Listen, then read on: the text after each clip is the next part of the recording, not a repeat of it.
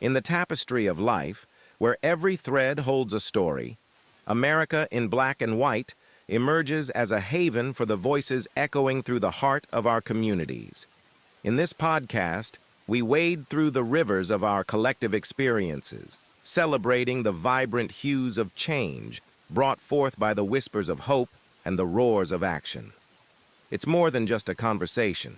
It's a journey into the heart of our society, illuminated by the light of those daring to dream and do. Join us, and let your voice be the melody that guides us toward a dawn where every color finds its place in the masterpiece of our shared destiny. Together, let's paint a future brimming with the positives that dwell in our minds and the actions that shape our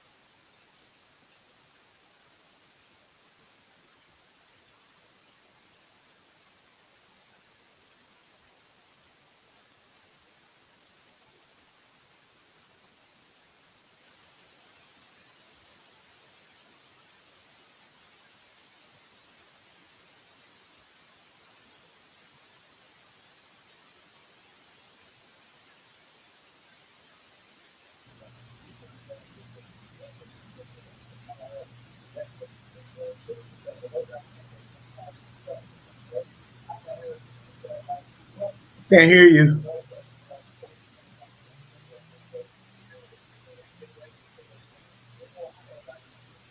Can you hear me? Check one, two.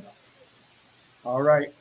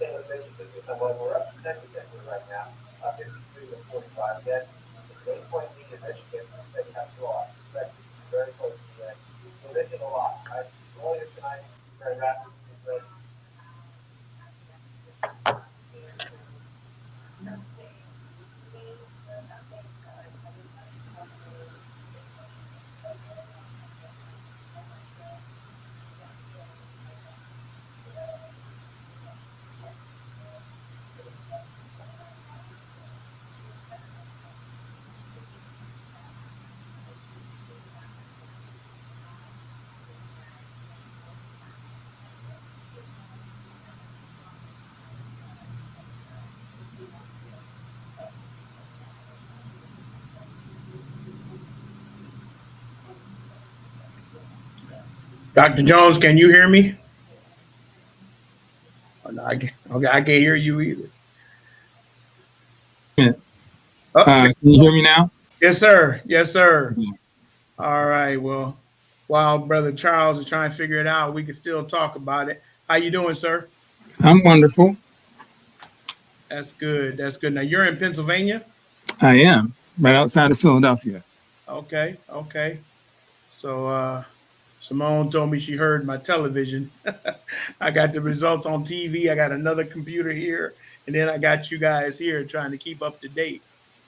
Yeah, We're in Texas, so they just projected Texas for Trump,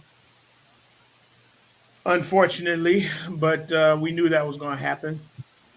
We're now looking at the Senate race here in right. Texas because Ted Cruz is up and Uh, Colin Allred is running well against him. okay. So, how have you been feeling today, being election day? Oh, well, I'm in Pennsylvania, so like we're one of the key states, and I've just been trying to play it cool. It's not in my hands; it's in God's hands True. ultimately. But the people did what they needed to do. I mean, the numbers are that are out there who are voting is Right. significant. Um, And the one area that is really big are the number of women that are voting. And I think that that gives us an advantage Right. in the situation. Right.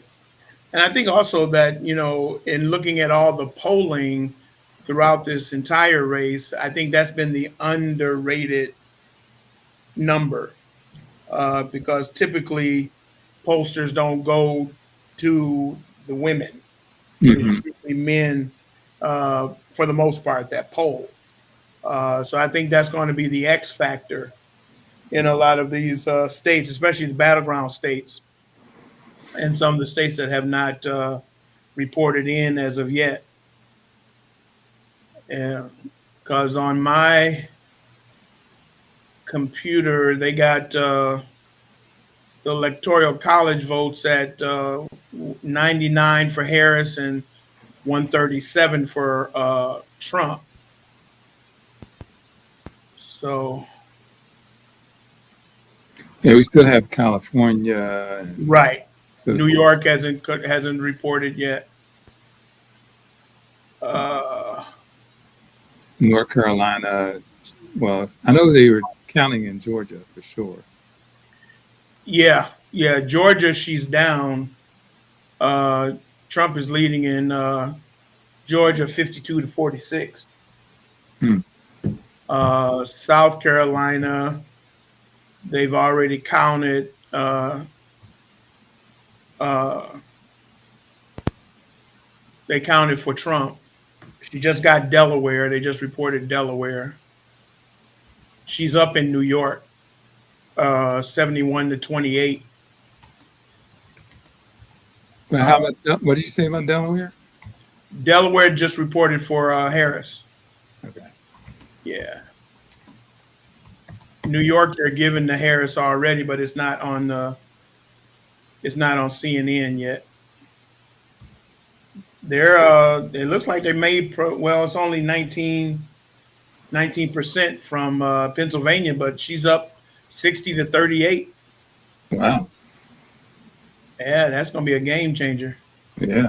And she's up in Michigan, 52-45. Mhm. Okay, okay. Nothing Wisconsin, for Wisconsin.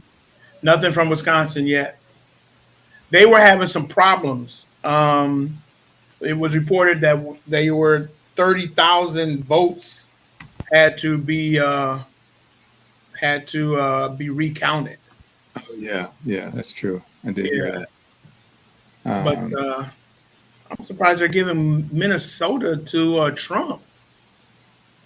But it's less than well, it's only 1% have been reported. Yeah, that's. Yeah, Minnesota's slow. I used to live there, Uh, but it's 67-30, so she's only half down. That's not bad, and with 1%, so that's a good yeah. sign. I mean, the big urban areas, maybe they haven't gotten to those yet. Right? Yeah, Hennepin and Ramsey County. Yeah, those Uh, yeah, I was there for close to 20 years, so I know how they vote. So were you working for a company out there?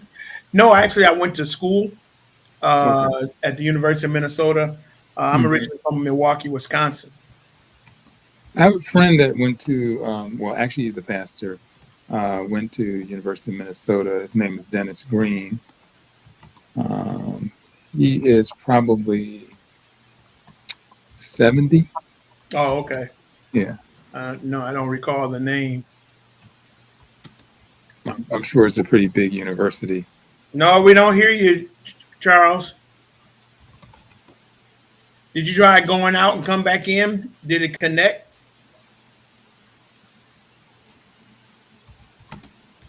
Well, if he goes out and comes back in, will that eliminate us? I have no idea. Oh, it would? Oh, okay. Well, we can take a pause for station identification and see what happens. Yeah. Well, we can do that and come back Yeah. in. Yeah, Yeah. we'll be here for a while. Go ahead and go out and come back in, Charles, see if it connects. Right. No? No. You say no. Okay. Okay. I do it with Zoom all the time. Yeah, I get caught up. He has to figure out his technology. Yeah. So another part of the conversation is the older women. Yes. They were saying that a significant number of the older women are voting for Kamala.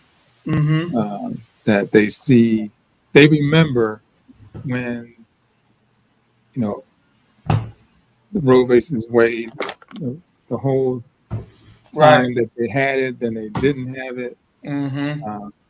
So they reflect on that, and they're looking at their children and their children's children and how they Right. could be affected, their daughters and their grandchildren. Right. And not only that, who was it? Either J.D. Vance or one of Trump's surrogates said, "What do they care anyway? They can't have kids no more." Mm-hmm. So he done ticked off the seniors. Yes. Well, they ticked off the Puerto Ricans too. Right. Right. And I think that's the major shift in Pennsylvania right now. Yes, absolutely. Mm-hmm. And then several other celebrities in the Puerto Rican community came out and switched their vote Right. right after that. And it's so deep that had to happen for them to make the switch. To get to But yeah. they were going in the other direction, so maybe Right. that was godly intervention. Well, he does do that sometimes. Uh-huh. Hey, so what about now? Can you guys hear me? Oh, there you are. Yes. Are you still there, Charles? Yes, I'm here. Okay. I'm okay. So we're all Yeah, here. we got you. Yep. All right. We knew you figured it out. That's why we filled the air while you were trying to figure it out. Some of us have been at this game for a minute, so we know Man. when one goes down, the other picks up. It's called a marathon. That's all. Yes, Amen. sir. Hey, so I want to apologize for the technical difficulties. I don't know exactly what just transpired, but at any rate, and being here, I'm glad that you guys are here. Um, so as we start now, I kind of heard you mentioning that there are some places that have already started to change as far as some results. Can you go over that again? What is it that you're seeing, or that's actually changed? Well, right now, Pennsylvania is showing towards Kamala, 59 to 39%. Well, I would say 59 to 40%. New York, they haven't said it on the news, but on my screen here, they have already given the check to Kamala at 71% to 28%. New Hampshire still hasn't called it yet, but she's 54 to 44 in favor of Kamala. Now in Maine, it's a split. They split their electoral votes. Only 1% has been in, but Trump is up 52 to 45. I'm just looking at the East Coast right now. Yeah, yeah. They're close. Uh, Pretty much got Virginia's pretty tight. It's half of the vote has been in. Trump is only up 49.6 to 48.7. In North Carolina, Trump is up with 41% in. Trump is up 52 to 47. Let's see which one. South Carolina has already been called. Florida has already been called for Trump. But those are the ones that are saying that he won anyway in 2020. Yeah, well, we could expect that to happen.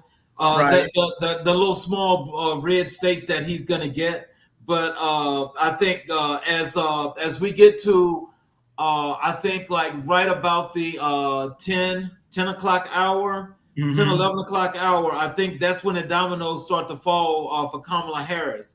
Dr. Right. Jones, tell us what's going on in Pennsylvania and what are you hearing over in Pennsylvania right now as to the things that's transpired this morning up to now? Okay, so I'm kind of biased since I'm on a college campus. Um, we had lines around the student center, and students are waiting for hours to vote. And then in Temple University, they had the same thing, um, lines for hours of people waiting to vote. In Pennsylvania, if you're in line when it turns 8 o'clock, you can still vote. Right. So, but throughout the city of Philadelphia, numbers are big. She had the rally last night at the art museum. Uh-huh. I don't know the numbers, but I'm sure it probably was over 70,000 people Mhm. down there for that. And she just did a wonderful job of summing up her campaign. And so, now it's up to the Philadelphia residents to do what they do. I grew up in Philadelphia, so I have a Okay. passion for that to be the show through. We have, of course, Harrisburg and Pittsburgh and other large cities, but it's kind of Pennsatucky in the middle, uh, in the middle of the state, where Right. it's not too many people looking like us there. Right. Right. But Erie, up in Erie is big. They say it's a big predictor of how well things are going to go. But there was a problem with some of the voting. So they're going to count votes that maybe the date was wrong or the signature wasn't on it, Mm. but that's going to take time. So Right. that may not totally come through until Thursday or Friday. But you still could have the majority of the votes done Right. prior to the release of those additional votes. So we'll see how they deal with that. But we've all been to elections where it's taken more than a second day to actually Right. clarify the votes. If you remember way back in the day when they had what were they called? They were ballots with the little chads or something, and Hmm. they didn't come That out, was and Bush Gore. yeah, and they took it to court, and it was a Yep. mess. Yeah. Yeah. Luckily, we don't have to worry about that. But the interesting thing is they called Texas with only 57% of the vote in. Hmm. Well, you know what I think.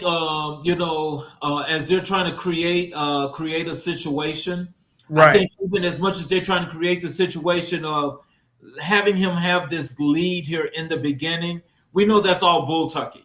Uh huh. And I think for even with all the red states, it's still not enough for what the other blue, purple, and what's the other hueish of states that's out there that he still wouldn't have enough to actually win this election. So they can call those all they want to.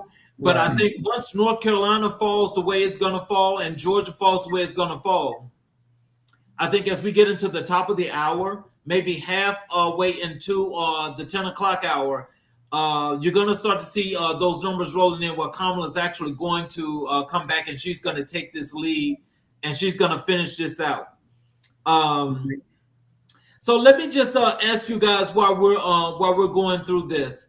Tell us, what are some of the key issues driving voter turnout in your state? Let's start with you, Pastor Miller. Well, I think Texas has always been Republican. Uh-huh. So, as Dr. Jones and I were talking, it's going to be interesting because that's why I'm looking at Texas, is because they called it and only a little over half of the votes are in. But I think our biggest thing is the abortion rights. That's going to be key, and I think in the areas that I see that have still not been called yet, hopefully that will swing because I see a lot of blue starting to pop up in Texas. Because if you know, the news is coming from Texas as Right. far as women that have been killed, have died due Mhm. to the Trump abortion ban and all of that. So that's what in some areas, like I haven't seen Dallas County, which is the biggest county here. I haven't seen those numbers yet. Austin hasn't reported. El Paso County has already gone is already blue. Uh-huh. So I'm keeping my eye on Texas in certain areas and see where that number goes, because it could be that Texas turns blue. Right. Oh, Because wow. a lot of people are really up in arms with the whole abortion things. I mean, we've lost maybe 4 or 5 women Yeah. that have died Yeah. because Mhm. they had to go across state lines, and it wasn't out of convenience. It was because there was something medically wrong with the baby, and they Right. still Right. couldn't do anything. And so, I'm hoping, like I said, Texas is a big state, but there are some key areas that I'm not seeing, which I'm hoping will kind of move it along. The other race, of course, we're looking at is the Senate race with Ted Cruz and Colin Allred. That's our big thing here. Right. Uh, right now, it hasn't been called, but it's 52-46 in favor of Ted Cruz. Mhm. But that's with 58% reported. So we got some time. And like I Yeah. said, the big states, the big areas haven't been called yet. So DFW is basically the main part of what you guys are looking for, as well as Harris County. Right. And so I think that you're right about that. Those two counties make up the entire state primarily. So yeah, I think Colin Allred has got a lot of making up to do, but I think he's more than going to do that. Dr. Yeah. Jones, can you tell us what are some of the key issues driving voter turnout in your state? It's the same. Abortion rights, women's rights, definitely driving it. Um, it's there's this false thing out there that Right. black men are not coming out for Kamala, and it's Uh, not true. right, They're coming out in droves right. for her. We've had a lot of she's been really interesting when she's come to the city. She's visited a number of barber shops. She's got around. Right. she has been out there really getting connected with the people, and I think that that's that was another driving force that um, she actually made a difference in connecting with the communities. She actually went to the communities where there are large numbers of Puerto Rican uh, uh, people before this issue came up from a week ago. So she already knew that that was a group that she needed to approach in Allentown, Bethlehem, and those areas, as well as Philadelphia. Mm-hmm. Um, so I, that one situation on that Sunday flipped the whole. There's like over 500,000 Puerto Ricans in the state, and Mm-hmm. that's flipped them all around.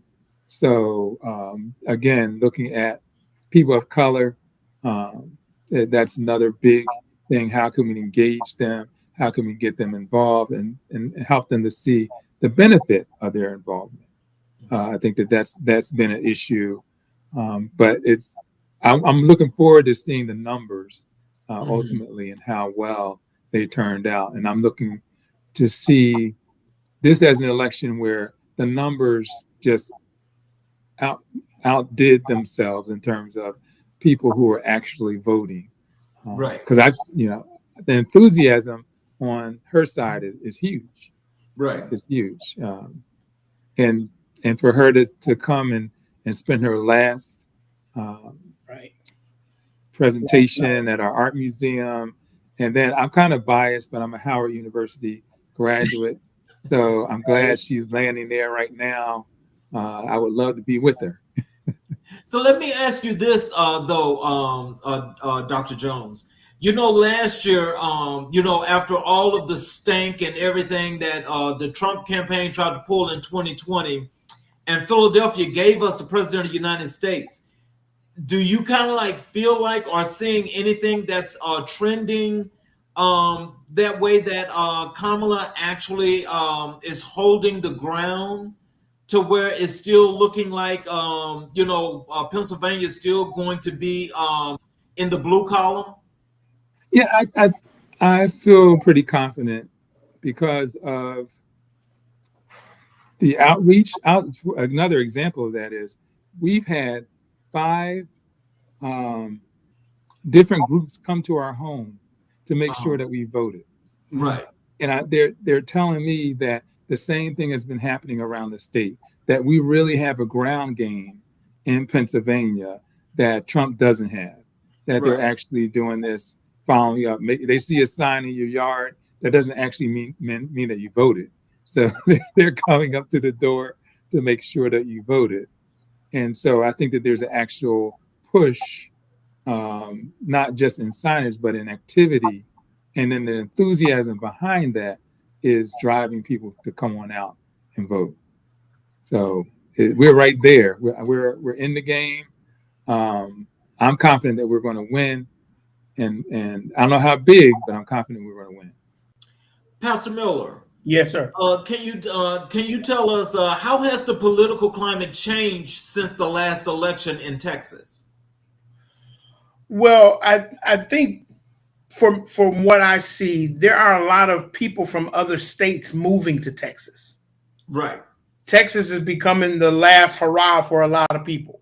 Mm-hmm. Mm. The weather, a lot of your older, and when I say older, I mean like 45 and up. I'm not talking like 50. They're relocating because we got a lot of land. Uh-huh. We're the last land mass in the country.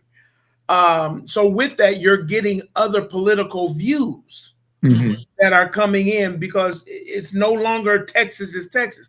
I'll give you an example. Uh-huh. In the Senate race, very seldom since I've been here have I seen the governor make a pitch Mm-hmm. and ever actually say who he's behind. Right. It's very seldom that a governor will come out and say that, Right. because you got to be for all the people. Right. But Governor Greg Abbott came out and did a endorsement of Ted Cruz, Oh wow. and he said, "Let's keep Texas, Texas." Mm. That was the commercial. Okay. So Yes. Let's that let's that let's, let's lets keep you a good old know boy. that lets you know that he already knows that things are shifting. Yeah, Right. yeah, You yeah. know, and so I was amazed that I wasn't surprised, but I was amazed because you don't see a governor come out and endorse anybody. Right. But for him to say Ted Cruz is this and Ted Cruz is that, and all of us down here know that he went to Cancun during COVID. I mean, ain't nobody forgot that, you Right. know. And so it's like, no, well, no, it wasn't COVID. It was when we had the winter storm. That's what it Yes. was. Yeah, yeah, yeah. Yeah, Yes. I When forgot. the He power grid was, went out again. yeah, yeah. He went to warmer climate while we was freezing our took us off. Mhm. A lot of folks haven't forgotten that. Plus, you have Colin already running a good campaign. Yeah, yeah. He's running a solid campaign. He's much like saying what Dr. Jones was saying in Pennsylvania. He's going door to door. I mean, he's out there. He's visible. His ground game is good. Hmm. But I think it's going to come down to the rural areas Mhm. where they really don't follow what's going on, Right. and they're going to in his area. And so I'm looking at the Harris County. You had mentioned Harris County. Um, Kamala Harris is in the lead there, 52-46. Well, I'm surprised that's not going to get larger because we know in that part of Houston, where Houston is on the coast, uh, Right, there's where a lot of people that identify with Kamala Harris, I know, is definitely going to vote for her, despite right. the voter suppression laws that they tried to implement there. Yep. And then in Dallas County, just to give you an idea, and I'll give you the Senate breakdown in a minute. Uh, computer's a little quick. Oh, there it is. With 51% counted, Kamala has 60-37. Okay. So that's what I'm saying. When I looked, I'm like, yeah, might have called that a little too soon because I don't see the numbers reflective of those type of numbers. But in the Senate race, let's see, it's 52-45 still with 61% reported. It hasn't been called yet, but let me look at see what the big counties are doing. Excuse me.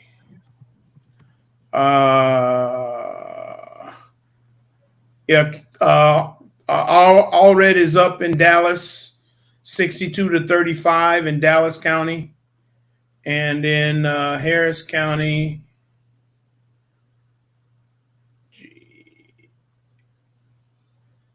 there it is. He's up 53-44 with Okay. 72% in. So it's going to be tight. I think is what Dr. Jones said. It's going to be the margins are going to be tight. So, Dr. Jones, can you tell us how has the political climate changed in Pennsylvania since the Yeah. last election?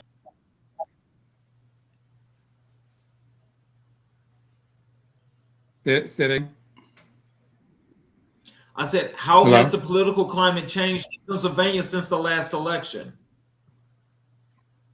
Oh, I think a lot more. There was a big gap in the number of people in Philadelphia who were people of color who did not vote, and I always say we could actually lose the state if these people aren't voting. So I think Kamala kept coming back to Philadelphia, kept reminding them and reminding them. The ground game kept reminding them that we need them to get out there. And so a lot of them actually voted ahead of time. They actually mailed in their ballots ahead of time across Pittsburgh, Philadelphia, and Harrisburg. So that you could actually get a picture of what was going on early. And then I'm confident that others have come out as well. Now, I was thinking of this commercial that I saw. I don't know, just a little commercial here in the middle of this. There's a commercial where there are two white women, and they're looking, and so they're in the voting booth, and they're looking at each other, and they're looking at their ballot, and then it has Kamala and it has Trump, And then one of them circles Kamala, and they look at each other, and they walk out of the booth. And so the husband says, "You voted for the right person, didn't you?" And she said, "Yes, I did." And Mm. and I think a lot of that's going on around the country, where Mhm. you can't go into the booth with your wife to actually vote. So there were a lot of people who were upset at that particular commercial that has spread all across all the networks, to reaffirm to them it's okay for you to make a decision for yourself, For because yourself. these men are trying to make a decision for you. Yeah. Right.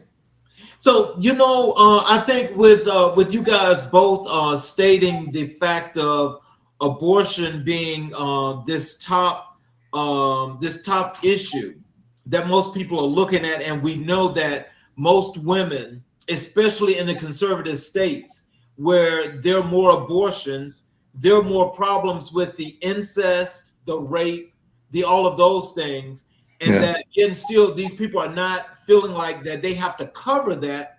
But what I'm thinking is that as we get further and further into this election, as the night goes on, I think that is going to be the deciding factor when they do the closing polls that they take for people that are leaving, the exit polls, shall I say. Mhm. What do you guys think? Oh yeah, they've already been asking those questions. Right. They've already been asking people in line, what's their issue and why they're voting. And people who've exited, I've seen them have that conversation. If you have an opportunity, I will tell you to listen to Michelle Obama's Michigan speech last Saturday. Mhm. Mm-hmm. And she broke down the whole life cycle of a woman, Mm.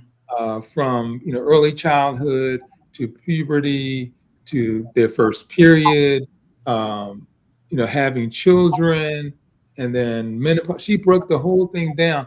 All these areas where the health of women is so valuable in terms of their treatment, doctors treating them, and now we're trying to strip all of that care away, along with the whole abortion issue. Um, and so I think that that's driving women as well, the overall bigger picture of their health, that men are trying to control. Mm. So, Pastor Miller, Yes. what are the most common concerns you hear from voters? Well, you have to understand, I have a kind of a national uh, position, because we don't talk about politics that much. Okay. You know what I mean? I mean, we don't. I mean, not as much as I think we should. Uh-huh. Mhm. But I think the common consensus is when Roe v. Wade was struck down, Mhm. it really shifted the landscape of America, Mm-hmm. um, for women, of course, but there was a groundswell of a shift for men Uh-huh. because, of course, we don't naturally, you know, understand abortion and all that. Sometimes we're the cause of it if we want to be real. Uh, But anyway, um, but I think when that right to choose was taken away, I think it shifted how people listen to Trump versus how they listen to Kamala. mm-hmm. Mhm. Because you could hear, once that happened for me, and I think for a lot of people, you could hear the dictatorial voice. Mm-hmm. Once that Yes. law was gone, you could hear it.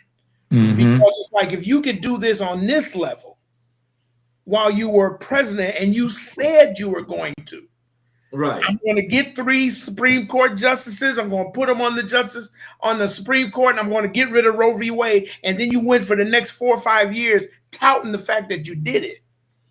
I think his toutingness caused a shift to Mm-hmm. happen Mhm. to what we see now.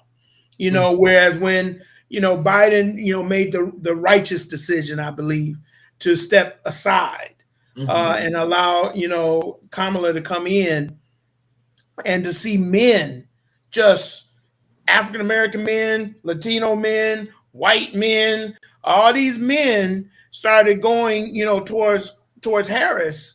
I think a lot of it was because they saw the effect of it on their sisters, on their wives, on their aunts, on their mothers, and all Mhm. of that. And they were like, no, it's time for a change. There's no way that this country can survive another 4 years under a Trump administration.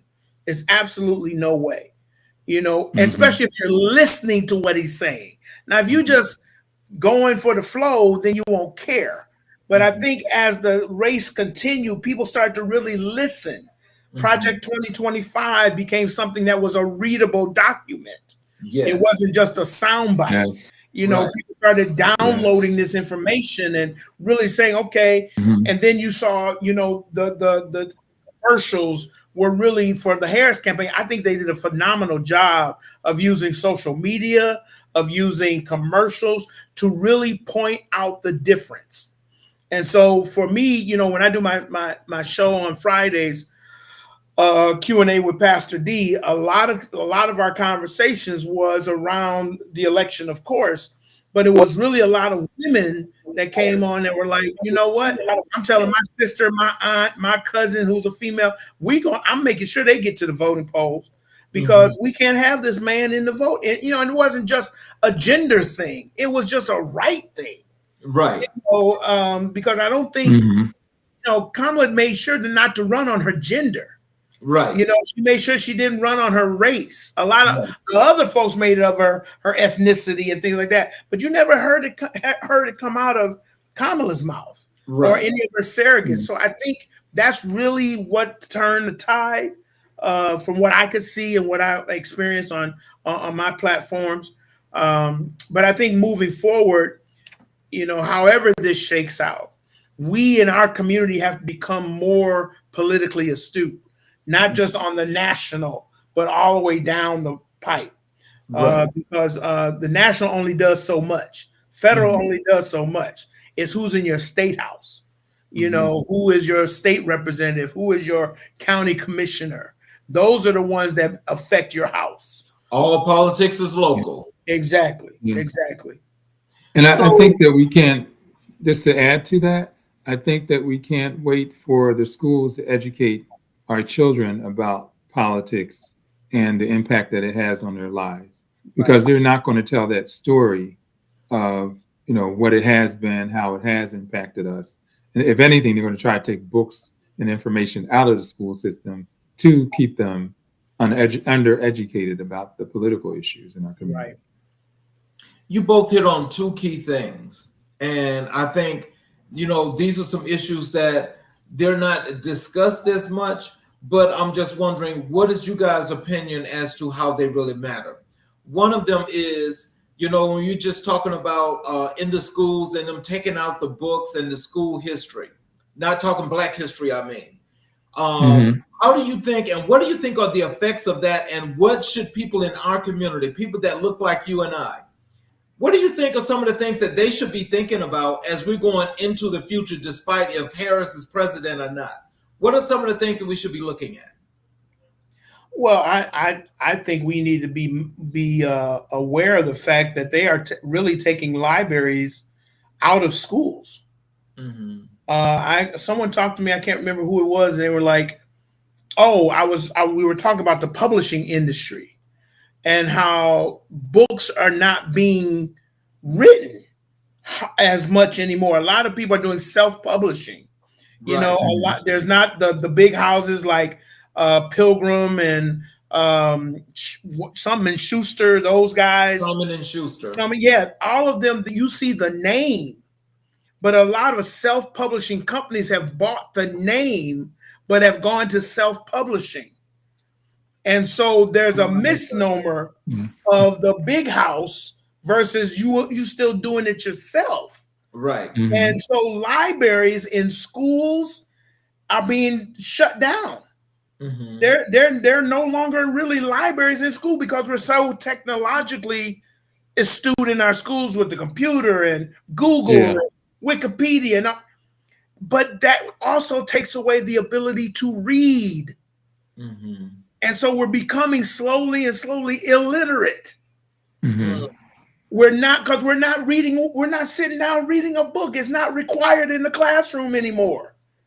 They're giving tablets to kids instead of giving books to kids. You see kids coming home from school now with nothing in their backpack. Yep. Yeah. I mean, I'm like, where's your homework? Yeah. You know, it's like, Yeah. You're right. what do you do for 7 hours in school if you ain't bringing something home? Right. And I live Yeah. right next door to a school. And I see these elementary school kids coming out, and I'm like, y'all going to the playground after school. Y'all ain't got no books. Y'all ain't making a beehive to the car. I mean, it's like, what's going, and so to me, it's like the dumbing down of America, Right. Mm-hmm. you know, which makes it comfortable for a Trump to run for office. Yeah. He's about the most illiterate person I've ever seen in my life. Mm-hmm. You know, so that's my fear. My fear is, and what we have to do was your question. We in the Black church, we in the Black community, we have to make sure our kids are literate. Yep. You know, I was sitting with my grandkids, and I'll pass it on. I was sitting with my grandkids about a week ago, and they were over, and it was during the day, and they're homeschooled, so they came over to do their work and stuff, and I'm looking at their work and things like that, and you know, I try not to be the teacher that I am, because they got parents, you know, so I try not to be the teacher. But I'm like, it's Connor and Kennedy are my grandson's granddaughter. I said they need to start working on their penmanship. Right. You need to go to the store, get them books like we grew up with, when you sat at the table and you made a D for 5 times and a E for 5 times, and but it caused you to be able to write. You know, these kids are so used to LOL and OMG and all this kind of stuff, and we got to get them out of that. We got to get them out of that. We got to get them to use this instead of using this or using this. Right. Yeah, there was a period, and I understand they're trying to now reverse it, but there was a period where they were no longer writing; they were just printing everything in all the schools. Yep. But I'm understanding there's school districts that are now trying to bring back the writing to, you know, it's an individual signature of, you know, that distinguishes you from the next person. Right. Yep. And so they are taking a look at that. But I agree with you. It's interesting how I was talking to a student today, and he said that he uses Chat GPT to, Oh wow. let's say he has problems. He has a problem set in his math class. He asked Chat GPT to give him similar problems that he could work on to the ones that were happening in the class. And so if you don't need that information, like we used to hold it all in our head, including phone numbers, if you don't need that information, you're just gonna say, well, I can always just access it. So why am I retaining it? Because I can always access it. I can always go online and read X book, and I don't have to retain it because I can always go back to it. So I think that's what the technology is driving, that you're almost like these unfilled people, unfilled of information, unfilled of knowledge, and that plays out in how people ultimately treat each other and how they respect each other, because, you know, they don't have that accountability through the things that they've read, and that has a tremendous impact on them. And that goes back to what you were saying about books not in. Yeah, libraries are just places where everybody brings their laptop, and they have meetings, and, you know, we're building a new library on our campus. That's what they're going to be doing. They're not building it for the shelves. They're building it for the students to bring in their laptops and sit at tables and sit in conference rooms and do group study. So it's a whole different approach. Wow. The other thing, the other point that one of you all brought up was the homeschooling situation. Now, I want you to know, Pastor Miller, you sounded just like one of the guys that helped me produce America in Black and White, Blake. If Blake is listening, Blake, you just heard what you said verbatim come out of Pastor Miller's mouth. He was talking about homeschooling and how he homeschooled his daughter, but and how he was able to make her a much better student than what the school was doing because the school wasn't actually teaching. Right. He had the concern of his daughter not actually bringing home books from school. Everything is left at school and they don't have to do this, that, or the other. But Hmm. he wanted to make sure his daughter was on top of things. So he took that matter in his hands. Do you think that a lot of our parents should start doing that same thing? Well, there was a time where that wouldn't even been a question. Yeah, Right. that's true. But I think because the world is moving so fast and parents have to do so much with so little that we have to, yes, the short answer is yes, we should be doing it at home, but I think we have to do it smarter, not harder. And what I mean by that is that there is a way that you can use technology in order to supplement what goes on at home. I mean, in the Mhm. school, but don't become dependent on technology. So even if you have a child that works on a computer or you give them an assignment to write something, don't just leave it at that. You still got to spend time with them, Mm-hmm. Yeah. and look at that work and make sure it's right. And Mhm. and and I fell prey to that with my sons. Mm-hmm. We got caught up in life, and Mm-hmm. so I remember my oldest son was in school, and he had to write a creative writing story. And that's where the LOL and the OMG, while he was writing, he was like, LOL, OMG. And I looked at that paper, I was like, what the, what? This ain't no text message. This is school. And he's like, well, I just thought since that's the way I talk, but that's how they think. That's the way I Yeah, yeah, talk. And they asked me to write a paper. I wrote a paper the way I talk. I'm like, no, son, you got to write a paper so that yes. people understand. So Okay, there's not content. everybody. Yeah, exactly. Not everybody understands LOL. Okay, and OMG, and so it's those type of things that we have to be mindful of, even when they send text messages. Mm-hmm. If they're sending text messages, don't let it be all emojis and signs and things like that. No, send me a message. You know. So all my kids send me messages. It's like, don't give me no acronyms or nothing, because even Right. at 27 and 32, you still got to work on your stuff. Right. Hmm. So New York just got called, in case you weren't watching. No. New York Okay. just got called for Harris. Hmm. Yeah. So, Dr. Jones, what do you think about the homeschooling situation? I have had some wonderful homeschool students come to the university that have been taught well, uh, are more whole with, from the pressures that often happen in high school. They Mm-hmm. avoided that pressure and they could just focus on being an excellent student. So I guess, given the right curriculum, it can be beneficial. And then those students also, um, let's say they play a sport, they can still play that sport at the local high school, Mm-hmm. but get the education at home.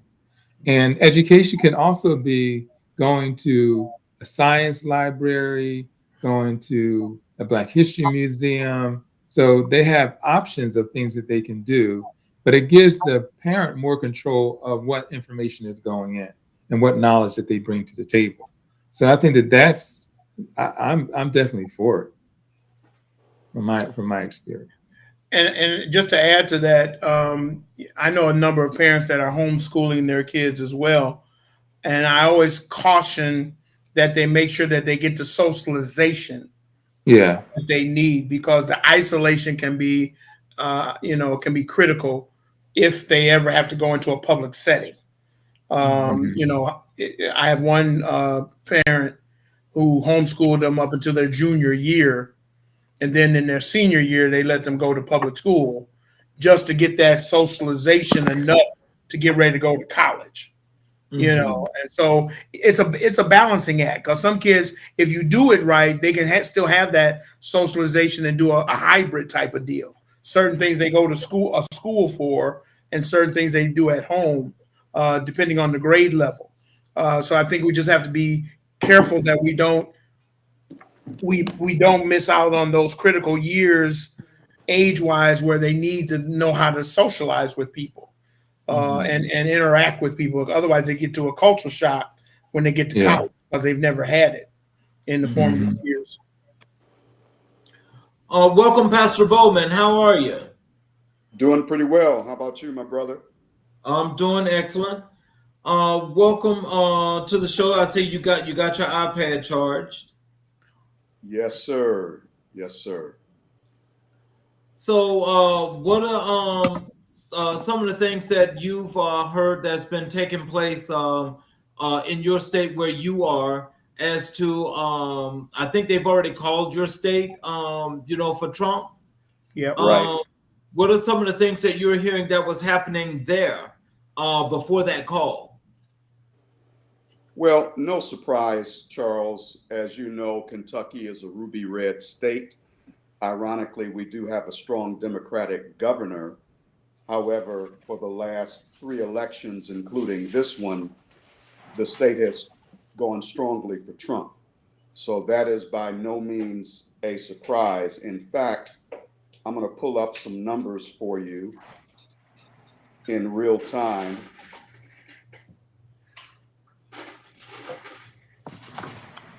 All right, so as of now, looks like Trump has 63.8% of the vote in Kentucky, and Harris has 34.7%. And yeah, so that's pretty.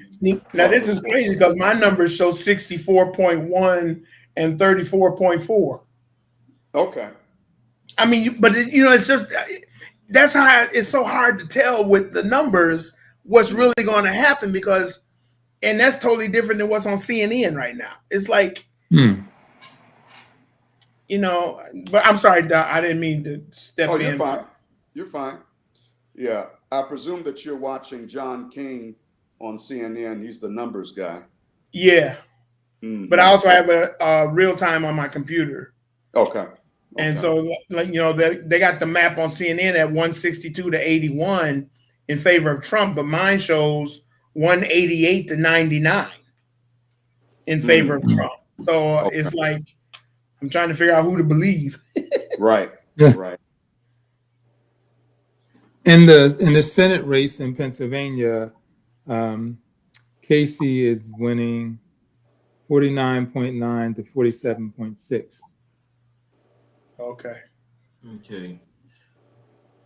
Well, but that's what's the percentage of the precincts that's in right now? I think it says 70%. Okay, 70%, and so that's going to be a close race. Yeah, Pennsylvania is that plus one, that 50 plus state, right? 50 plus 1. Is it the 50 plus 1 state where you have to win a little bit over 50% in order to win, or else it's a runoff? I'm not familiar with that. That could be possible, but I'm not familiar with that. Yeah, I got Casey at 49, 47. Yeah. 49.8 actually. So I mean, he's right there, but I've only got 40% rep so far. Overall, okay. Yeah. So maybe some of the bigger counties aren't in yet, but right. It may be that the middle of the state is in, and I expect there to be a lot of red in the middle of the state. Yep. I'm looking at the state right now. The what would that be? The south, if I'm looking at it, the southeast corner. Montgomery, Bucks, Chester, Lancaster, York. That's up under Philadelphia, right? That's outside of Philadelphia. Yeah. It's suburbs of Philadelphia. Yeah. So yeah, Philly is 27%. I'm looking at the Senate race, but it's already Bob Casey's up 79.8 to 17.6, and that's with 27% reported. Hmm. Yeah, Pastor Bowman, Delaware, he's killing it too. Pastor Bowman, I want to ask you a question. If you could tell us what were some of the key issues that was driving voter turnout in your state? Hmm.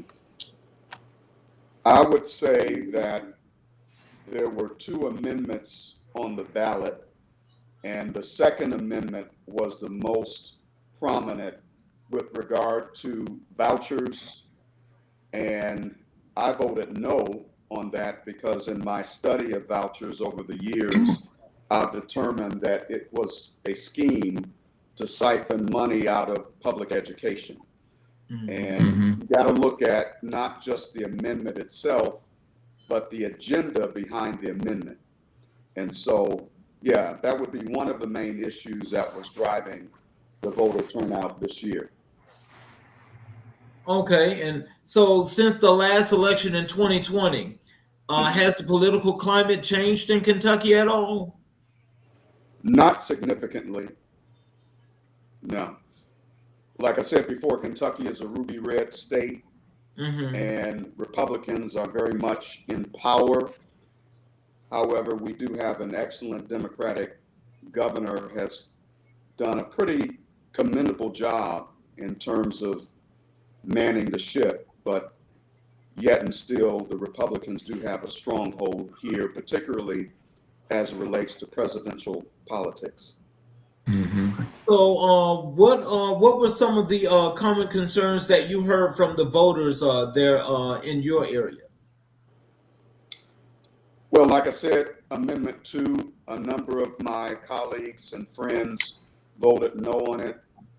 But additionally, Trump really has been the primary motivator. There are a number of people who are constituents of mine who just can't stand Trump, and I don't blame them. Mhm. And we've been, trying to encourage folks to get out the vote, and hopefully that will make some kind of difference, even though the state has already called for Trump. So, I want to ask all of you guys this question here. How are your local communities reacting to the candidates' campaigns? Was there anything positive or negative that you guys think took place in their campaigns that we need to be knowing about? Well, I think the overall demeanor of the campaigns was very starkly different. Mm-hmm. Uh, Kamala's campaigns here were very upbeat, very positive, very forward thinking, and Trump's campaign was basically griping, mad at the world, woe is me kind of stuff, doom and gloom, highly critical of everybody except himself. Now, here in Texas, you really didn't hear a lot about rallies, um, campaign rallies, or anything. You didn't see a lot of Trump people in the metro area. Now, they may have been out in the rural areas, but I'm near Dallas, so you didn't really see a ground game uh, from uh, from the Trump campaign, but you definitely saw one from the Harris campaign. Mm-hmm. So I think it was just so different, and the television ads were so different. And like I said before, Kamala used the social media Mm-hmm. very well, to try to reach that young, millennial, Gen Z, college voter. And so, again, it's my hope that in the areas that she needs it, those are the numbers that come out, because she did all she could to get to them, and she did it early on. I mean, the minute she said something, her slogans were on a T-shirt. I mean, the minute she said something else, it was a quip on TikTok or Instagram, and so she used her team really did well. Now they got on my nerves asking me for money, you know, but I don't need 10 reminders in one day. Good Lord. And then you come out and say you giving money away because you got so much money. I'm like, then why I keep getting a notification? You know, Uh, somebody's lying, so because I was gonna write him and say, hey, give me a check, so but it was I think he just ran a negative campaign. Mm-hmm. I think 100% was a negative campaign. And he appealed to those people that are, no disrespect to some that may be on the show, but to a lower IQ. Well, that's absolutely true, because when it comes to those non-educated, especially non-educated men, Mm-hmm. Hmm. Yep. that was like unbelievable to see that they could let a mockery of an individual make a fool out of them, just like the C student and George W. Bush. That was horrible. Mm-hmm. That was horrible. But the impact of that, especially when it just comes down to life in general, that should be a sign that these people should be doing something better with their lives and think about better ways of using and spending their time. Because if listening to somebody like this that knows how to create this upheaval and get people going in all these different directions and have people going crazy, there's a problem there. Yeah. So, Dr. Jones, how was the local communities up there in Pennsylvania reacting to the candidates' campaigns? well, both of them were all over the place, and they very often were in the same town at the same time, Mhm. um, sending their message. But the the closer we got to the actual election, the less people were showing up for the Trump events than the Harrison events. There was a lot more enthusiasm and engagement and preparation and excitement about her coming. Um, Trump was often late for his rallies, um, and then had the same thing to say over and over again, so that people they were actually leaving rather than staying. And the Kamala's events, people were hanging around afterward, just to socialize and be out with each other. So I think the enthusiasm was really high throughout the time that she's been involved. And when you think about it, she didn't have a whole 2 years of this campaign. Hmm. She's had months to get it up and running and get everybody engaged. So I just have to applaud her for how she made the team come together, and she chose the best people to help her to present herself to the country. Mhm. So, Pastor Bowman, do you know of any reactions in the communities alluding to the candidates' campaigns that transpired over this period of time up to today? Well, I would say that for Vice President Harris, there's been an awful lot of enthusiasm, particularly here in Jefferson County, which is the county in which Louisville lies. And Hmm. I would presume that Fayette County, where Lexington is similarly enthusiastic. But having said that, even in Jefferson County, we have some pretty strong pockets of Trumpism. And Yeah. so naturally, I've been seeing in my subdivision some Trump flags and whatnot. But that being said, I would say that there's been an awful lot of enthusiasm in terms of my peer group as it relates to Vice President Harris. Welcome Mm-hmm. to the show, Dash. Yeah. Hi, how are you doing? Thank you guys for having me. Doing Welcome. just great. Can you tell us, is there any new reporting that you got for the state of Georgia? No, Georgia's still really still too close to call. They're still calculating the votes. When I last checked, that they were having some of the smaller areas that were coming in, and Georgia probably won't call until tomorrow. I don't think we're going to get a result from Georgia tonight. So, can you tell us from your working over at the exit polls? Can you tell us what were some of the issues or concerns that you heard from the voters? Typically, the economy. A lot of people were talking about the jobs, economy, the cost of living, healthcare. A lot of women were really more voting for their rights. I had a lot of Republican women that said they'd never voted and as a Democrat, but they were voting for Kamala Harris because they believe in a woman's right to choose. So those were like the biggest things on that. That was the biggest thing on the ballot: a woman's right to choose. The economy tends to be something that I've seen a lot of men saying: the economy, the cost of jobs, and the traditional thing that I hear from a lot of Black men of color was, "Oh, we did some better under Trump and out here." And I think they're talking about the stimulus check. Why did you just laugh? Oh Lord Jesus! Wait, you know what? I don't want to. I'm trying to be professional. I understand. You don't have to be a professional, Dash. We all brothers on the show. Go on, tell. I'm trying to be professional, and you just gonna bring it down. But We gonna take it there, Dash. This the black version of CNN. Okay, I really think that. Well, let me give a little context of what I've done for the last 3 months. I've worked with BMI, Black Male Engagement, and that involved canvassing and involved mobilizing people to go out to vote here in Georgia. And it allowed me to have individuals who were voting for Trump.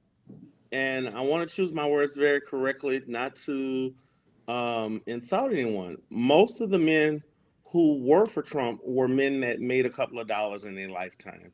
And they felt that he would improve their standing in the community. And he would also improve the amount of money that they had, that he would protect them. That's what I gathered. That's what my census was. One guy was like, "Oh, we did good under Trump. We did good under Trump." Yeah, because when we was with Trump, and I'm sitting there like, what did he do? What do you know he did? So part of my disarming them was always to ask, I said, give me one thing that Trump did that benefited you, that you could say because of Trump, X, ABC was done, and I was able to do this. Because I can give you 5 things that Biden did to your one thing, and none of them never could do that. The other people that were voting for Trump, they kind of look like they were on the spectrum. And I'll leave that up in your head for you to think about. Right. I said, Trump, make sure y'all mark Trump. I said, sir, it's all right. You're not the first person of color I heard that said they're voting for Trump. I have it down right here. You're voting for Trump. What's your issue? Oh, thank you. Have a nice day. Mm-hmm. So it was, those are the 2 people I encountered. And a few women that had LGBTQ problems. So, yeah. Oh, wow. So, what this, I mean, I want to get a consensus on this because, when I actually had the opportunity to speak to one of these people, one of these Black men for Trump, and I was so floored that I was actually speechless because I could not believe the things I was hearing, because as Dash was saying, I was trying to find out exactly what is it that makes you want to vote for Trump. If any of you have actually run across any of these people or any individual that supposedly, quote unquote, was voting for Trump for a reason that they couldn't explain, can you tell me what was that experience like for you? Frustrating.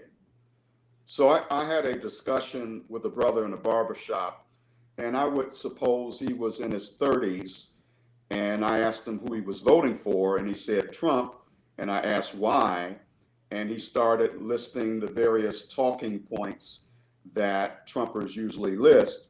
Yep. And the bottom line is, as I was kind of assessing him and his perspective, it occurred to me that there was some serious misogyny on his part. It wasn't so much that he was gung-ho for Trump per se. is that he was down on Harris. And the more I would kind of probe and ask, I determined that in essence, he had a problem with the female president, and specifically, he had a problem with a woman of color.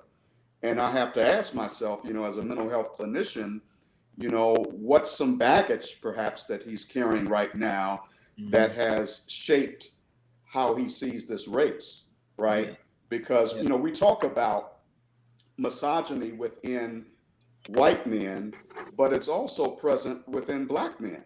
And there are a number of black men who may not have voted for Harris simply because she's a female. So I want to chime in right there. The Quinn PU put up a poll basically showing how many single households they were in America and how many of those, and I don't have the numbers, and I apologize, should have the numbers in front of me, and I wanted to see how many single households were in America and how many of them were by women. By far, it's a high percentage. So it's no secret that women can run this country, because the first time something happened, you don't run a daddy, you run a and single women household have raised some really good men. So you're not only discrediting her, you're discrediting your mother, your grandmother, and the ones that came before them.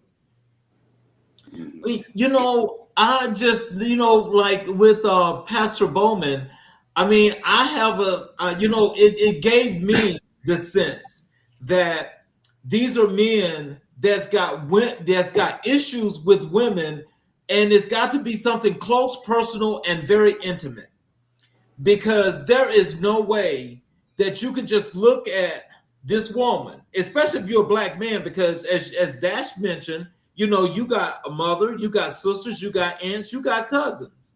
So if you're looking at this woman this way, what is it that has transpired in your life so bad that you have to hate this woman for no reason, and you do these things to discredit her, which comes from a misogynistic egomaniac that's actually a rapist and all these other things, but you're supporting that.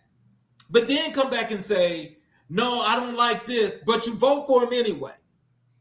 And so it goes to when I look at Le'Veon Bell and Antonio that used to play for the Pittsburgh Steelers. When they was at that Trump rally, and Le'Veon Bell is consistently being on X with these nasty, nasty posts alluding to this woman. But he can't explain why he's doing that. But he says if Kamala Harris wins, this was just today, if Kamala wins, he's leaving the country. I mean, I really want to know, why do some of you guys think that these black men are hating this woman that bad? Well, I would chime in and say, again, as Pastor Bowman said, and I think I heard Dash say, you really have to look at how they were raised. If you're raised in a very matriarchal, male-dominant family or household, and you see your dad treat your mama a certain way, or your dad doesn't do this towards your sisters, then you get a mindset of the place that women are supposed to be. And there are some men and some women who do not see a woman in the seat of power in the United States because it's never been done. But if you go beyond the United States, women have been in charge of countries. It's a part of their makeup. I mean, Mexico, I think, has a woman, a president. Look right over there in England. The Queen been in charge forever till she died. So it's we become so limited in our knowledge because we are afraid of what is a true partnership. And this even goes down to the church.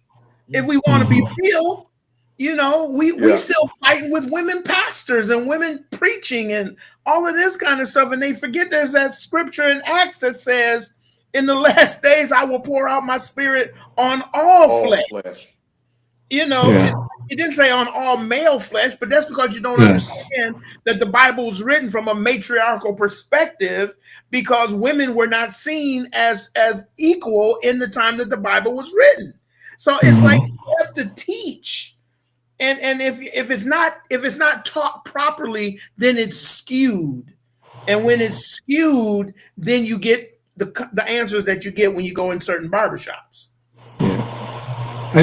Just to add to that perspective, I'll give you a little story. This is my 37th year of being married.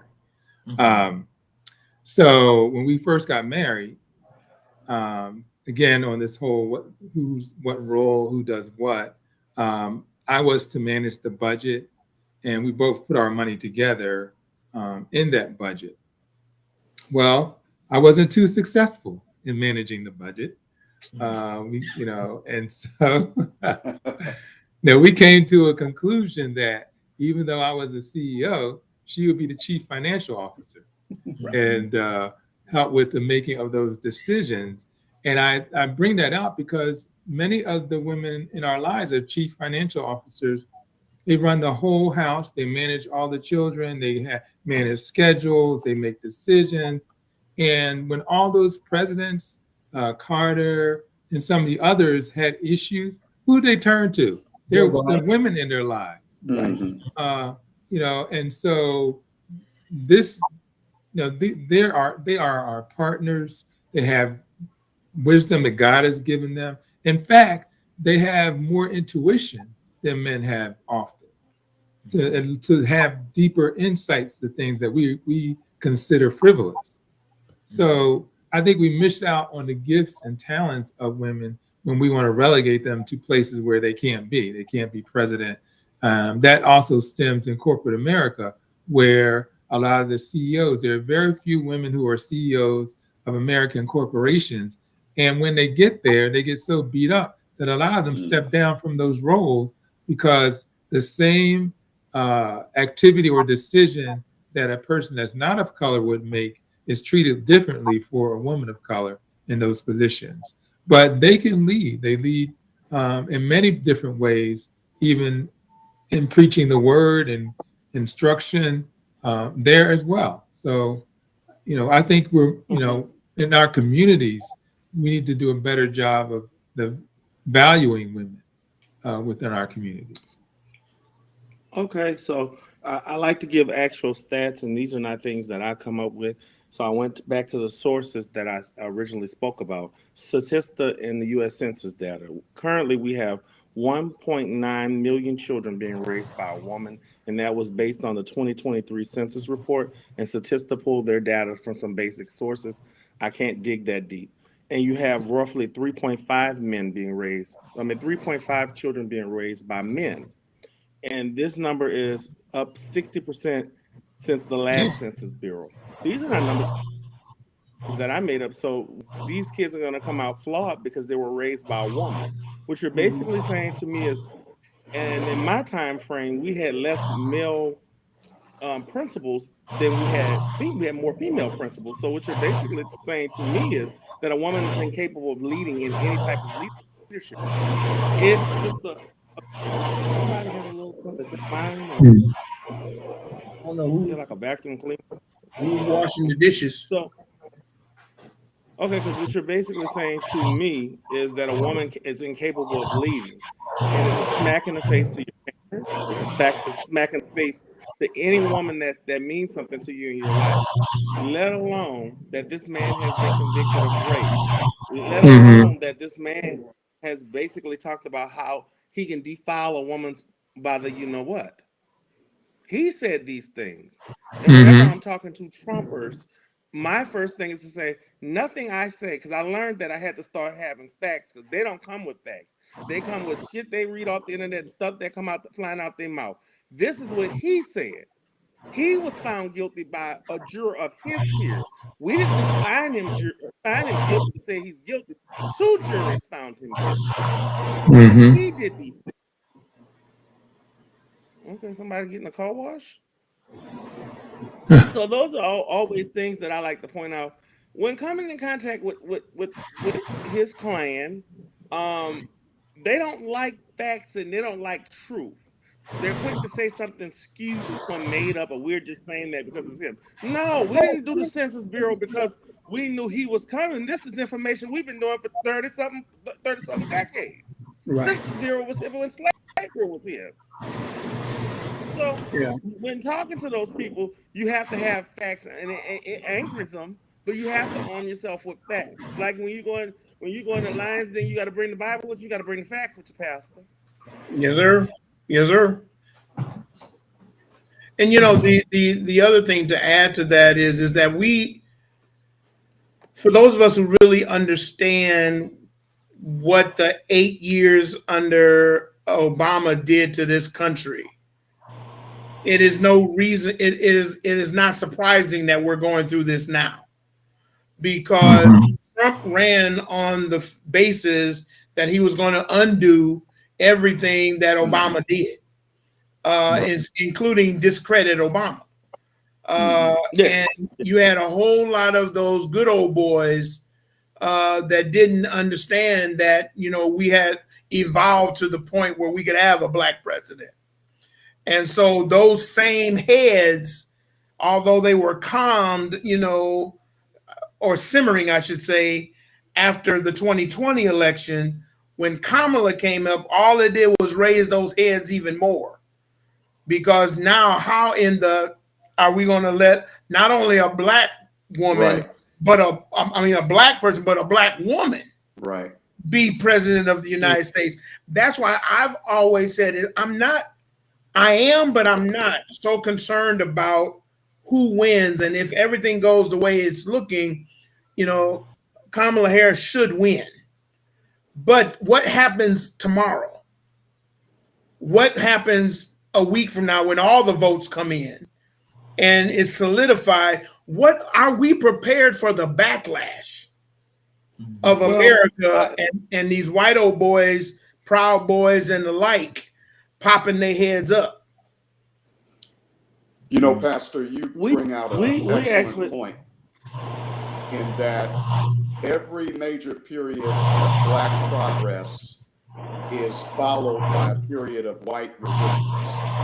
So, for instance, you had the Reconstruction era after slavery, where many men of color were being placed in political roles. That was followed up by the KKK rising and lynching occurring. So, what happened after Obama should not surprise us, because, you know, while history doesn't repeat itself, it does rhyme. Are you guys hearing it? What is that sound? I've been wondering. I was I from somebody muted washing dishes. I muted myself to see if it was coming from someplace. Okay, well let me mute. Let's everybody try muting at one time and see.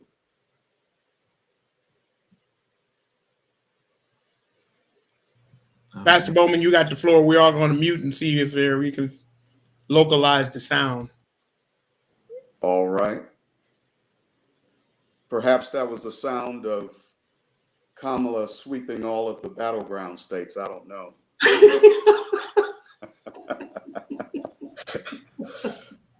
At least I pray so. It's gone now. Okay. Yeah. So, like I was saying before, throughout history, American history, every period of black progress is followed up with a period of white resistance or a white lash, right? Mm-hmm. And it all started with Trump forwarding the birther myth with regard to President Obama. And like you said earlier, Pastor, it's all been focused on undoing everything that President Obama did, most notably Obamacare, or the Affordable Care Act, right? And he was asked a question in the debate, you know, what's your plan? And he's like, I just have concepts of a plan. So he really doesn't care. The only thing he cares about is undoing what anyone else did so that he could look better. Yeah. And staying out of jail, let us not forget. Right. This is all a ploy. I mean, I always ask, what is his actual plan? I mean, you can't hear any of his rallies and hear that this is what I'm going to do for the economy, except for tariffs. And everybody knows that went through school of any kind that tariffs did not help people. Mm. I mean, all you had to do is go to your first economic class in any school, and they will tell you what tariffs do.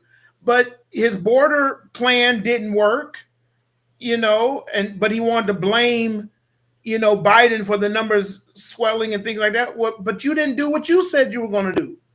Mm. And everything that he said in all of his campaigns was pointing at what people didn't do, and none of it was saying, "Here's what I've done."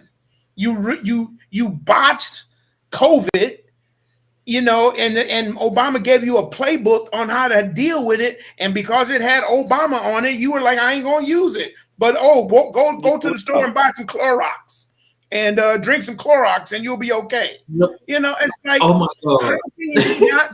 how can you not remember these things that were said and then vote for a man that ain't told you what he gonna do? So, Except that you want to just get rid of everything that Obama did. Okay, what was that? Dasher's got a report. 71% of the votes are in for Fulton County, and DeKalb County I'm working now. So 71% of the votes went to Kamala Harris in Fulton County. Yep. Okay. So she won a lot. To add to it, someone said earlier, and I didn't want to interrupt because he was on a good roll. If this election don't go the way we want it to go, we're going to take our medicine and go to bed. And we talked about this the other night. Yeah. But they're not going to take their medicine. So what I've asked a lot of sane people, what does civil war look like in 2024 and 2025? Come on now. Because we already know it's more of them outnumber us with guns. We already know there's a lot that's going to be at play. And we're in the South, and we don't have a Democratic governor until we get to North Carolina. So do the governors, because the National Guard, yes, they respect the pleasure of the President of the United States, but they serve at the pleasure of the governor. That's right. And if something don't go in their favor and they feel they want to, I don't know. In a Go place get like your what BB Ted gun. Cruz is in charge. Yeah, in a place where I got the real thing over here. In a place where Ted Cruz is, a place like with the governor DeSantis down there, a place where like in Texas over there with the little guy in the wheelchair. Wheelchair Abbott. Yeah, Abbott. Yeah, King Abbott, as I call him. I didn't even know you can run as many times as you want in Texas. Yeah. I was like, when is he gonna get his ass out of there? He gonna get. Yeah. They like. I think this next time is gonna be it. If Allred gets the Senate, Abbott's days are numbered. Oh. I predict that. I can't go on apostasy with them. I just know that Texas within itself. I know during the Beto area they said that Stacey almost turned Texas. It's a big state. Texas could be a country by itself. It takes a lot of work to turn Texas blue. Yes. And Houston and Dallas can't do it by itself. Yes. So what I do want to talk about with some of the key issues here in Georgia and some of the key issues, because we're working to turn Georgia totally blue. And what some of the key issues here was for Stacey Abrams. You have people in rural, small country towns who are of brown and black who feel that their voices are not being heard. And those are the voices technically Kamala had to reach. Yes, she won. She would win Savannah. She would win Macon. She would win Fulton County, DeKalb, and possibly Cobb, in places where it's a high number of Caucasian, a high number of blacks, and a high number of brown people and people, of the progressive nature. Yes, thank you. But when you go into the Forsyth counties and you go into the up Alpharetta, Langensville, and stuff like that,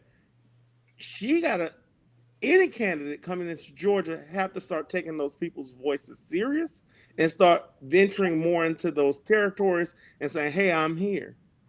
Because a lot of black people during Stacey Abrams told me specifically, oh, I didn't vote for her because I didn't feel like she cared about us. She never came or she never voiced her opinion.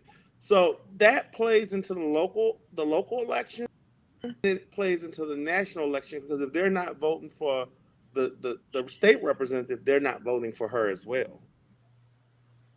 So I don't know how this is going to end out in the small rural country areas. So I'm looking to see where this goes. And that's the same issue in Texas. Mm-hmm. It's just on a bigger scale because we're so big. You know, it's those rural, middle. I'm looking at the state. It's the rural area that's ruby red, and there's some counties that haven't really been counted yet. But yeah, we have that. Beto had that problem, you know. But I think the abortion issue for Texas is really going to swing it in the governor's race because we've had so many women die as a result of the state abortion ban, which both Cruz and Abbott endorsed. So I think that's going to play out. Say that again. You had a lady who died here. You had a lady who died here in Georgia, a young lady. She went to North Carolina and missed her appointment, but because she missed her appointment, she had to take the contraceptive, the drink, the cocktail. And after she took the cocktail, came back here to Georgia, got home, she started having some problems. They brought her to the hospital, and the hospital wouldn't perform any procedures based on the Georgia law. And when they finally decided to perform the procedure on her, it was too late, and she died. Yep. Ben and some of the other lawyers were on TV talking about it earlier this last week. Yeah. So, are there any new updates in Pennsylvania, Dr. Jones? Nope.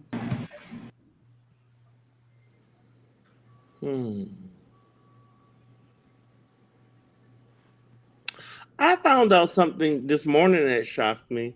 I didn't know states like Alabama don't have early voting. Oh no, they changed that. They changed that after 2020 election. It was I think it's Alabama, Mississippi, and Louisiana. And I'm not sure if it's Tennessee or not, but I know that those three are actually in that little clique of doing that because they're repressing the vote, and they're gonna make all these people come out on election day and vote, cause chaos and disorder, and then make nobody want to vote. Yep. Yeah. It's crazy. We're living in some crazy times. Indeed. It is 51-48 in Pennsylvania with Trump up 51-48. But that's with 56% reported. Yeah, the main precincts ain't got in yet. Right. And when they get in, watch the screen. Because as I remember, Dr. Jones, you were saying something this morning about they was doing something with the folk that wanted to mail in the votes.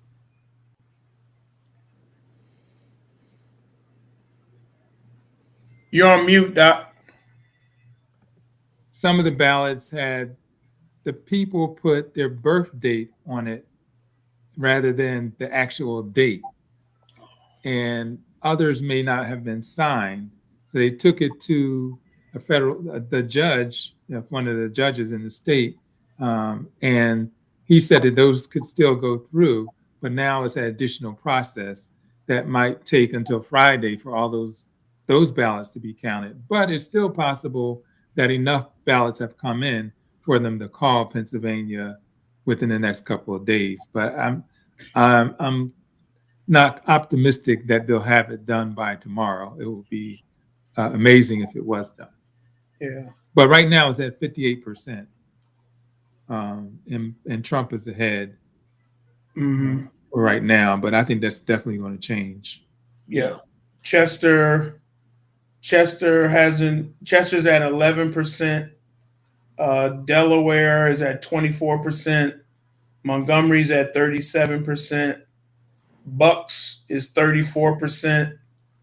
And Lehigh, I guess it is. Lehigh Yeah, is Lehigh. at 40%. And they got all of those colored blue for Pennsylvania. And Dauphin is 44%. Cambria is 20%, and she's up 50 to 49. And Allegheny is 74%. She's up 60 to 38. So the black vote hasn't come in yet. Yeah, so they don't have Philadelphia, they don't have Pittsburgh, Harrisburg. Those are all the places. Yeah, Philly is at 50%. Okay. But she's up 77 to 21. Mm-hmm. Yeah. What's the other one you said, Dr. Jones? Pittsburgh and Harrisburg. Pittsburgh. I got some more news as well. Okay. Go ahead. Rockdale County is at 75.9%. Clayton County is up 69%. And Douglasville is up 70%. And these are all margins that are higher when Biden won. And Yes. These are all margins also where a lot of black people are moving to. Yes, I know. I live in Douglasville, in Douglas County, and I know that she's going to win Douglas County because the people were massively voting out here. I mean, massively. And, we canvassed really hard in Douglas County, actually. Really? Douglas has some real property. A lot of the places we canvassed were areas because I'm the second layer of the cake. I'm not in the top layer. I don't know some of their reasons why they sent us to certain areas, but based on the layer I gathered and doing what I was doing, they had us canvassing areas where the vote wasn't as strong. And we went a lot to like in that area above Jonesboro, and some of those areas down in Fayette County, back up in there, and some of those areas, and we canvassed real hard. Sometimes like every other day, same neighborhood. Yeah. So canvassing plays a big part. Do you know where your polling location is? Can we do anything to assist you in finding your location? What are some of your issues? Well, we had to. That's one thing about being out here in Douglas County is that pretty much you have to be lucky. Like where I am, my actual polling place is not even 5 minutes from my house. The early voting place is right next to my house and the fire station.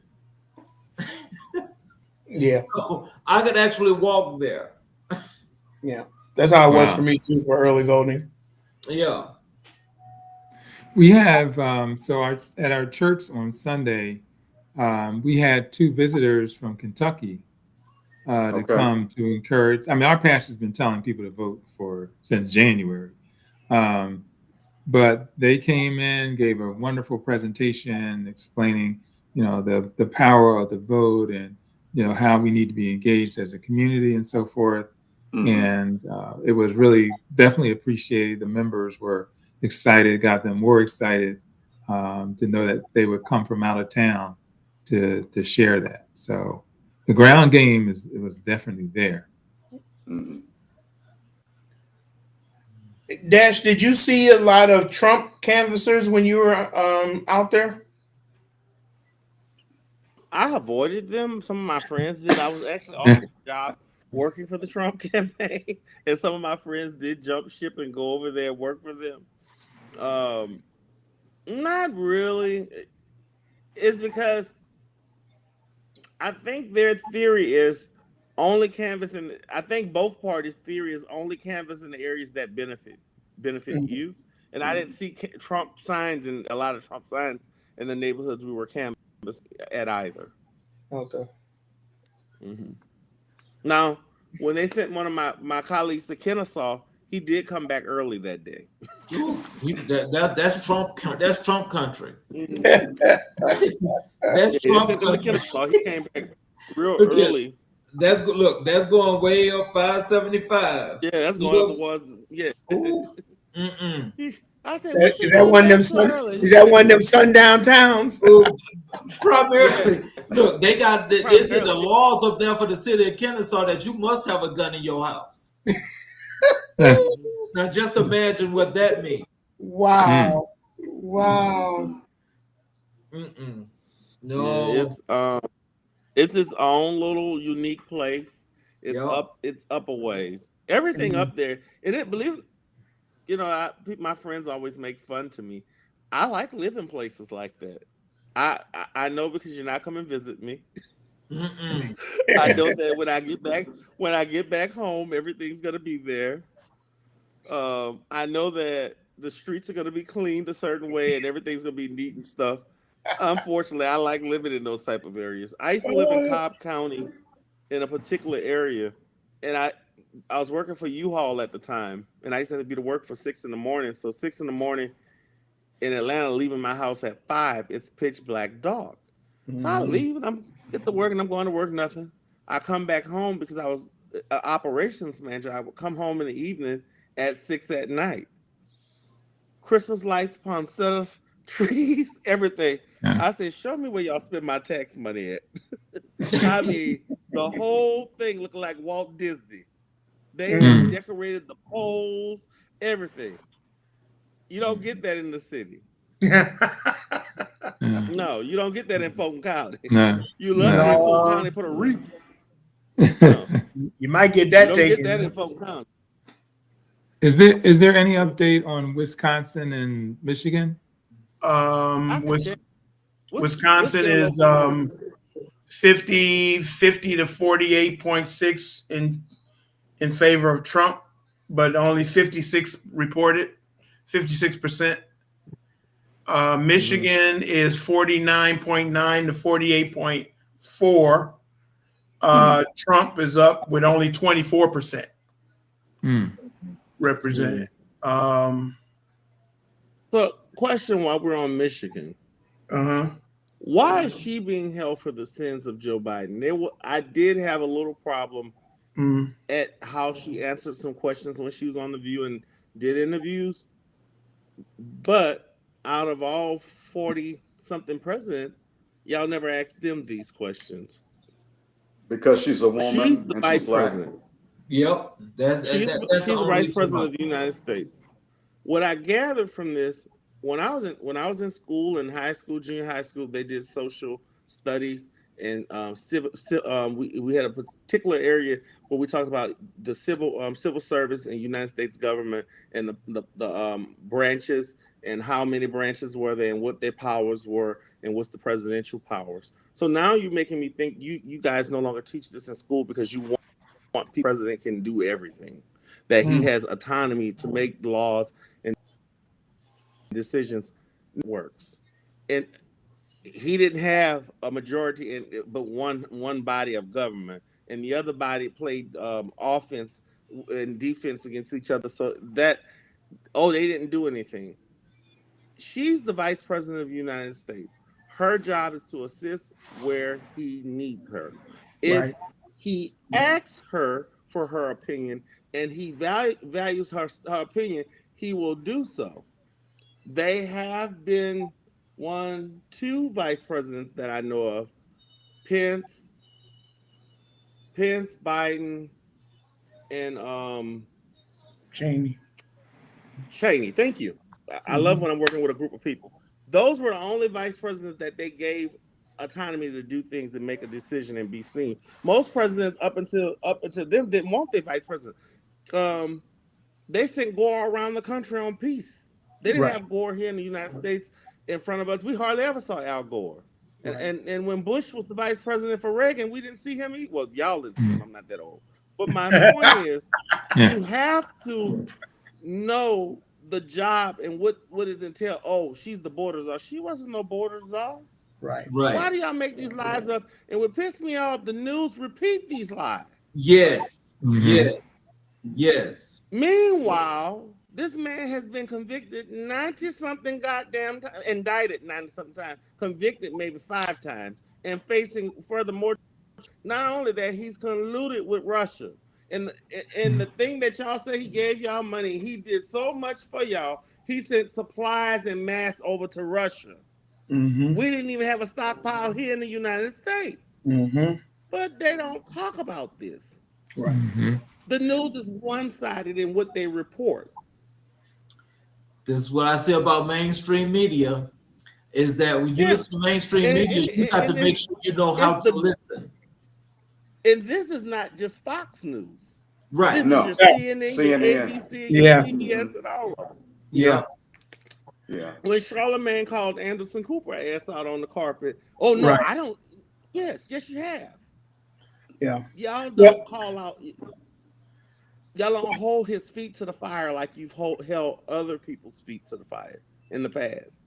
He's not held to the same standards. He get up there. I don't ever want to hear Macho Man again. I don't ever want to hear what's the other YMCA. one? YMCA. I already didn't like the I'm proud to be an American. Oh yeah. I don't ever want to hear them goddamn songs again. Oh, they But how do you really feel, Dash? They played that song so much when I was in boot camp. Oh, listen. Yeah. I already thought they were awful songs already. Right, exactly. He went to have a town hall, and in the town hall, he started playing all these whitewash popular white people ballads. Yep. And I was like, weren't you supposed to ask questions? Oh, he's with his usual bullshit.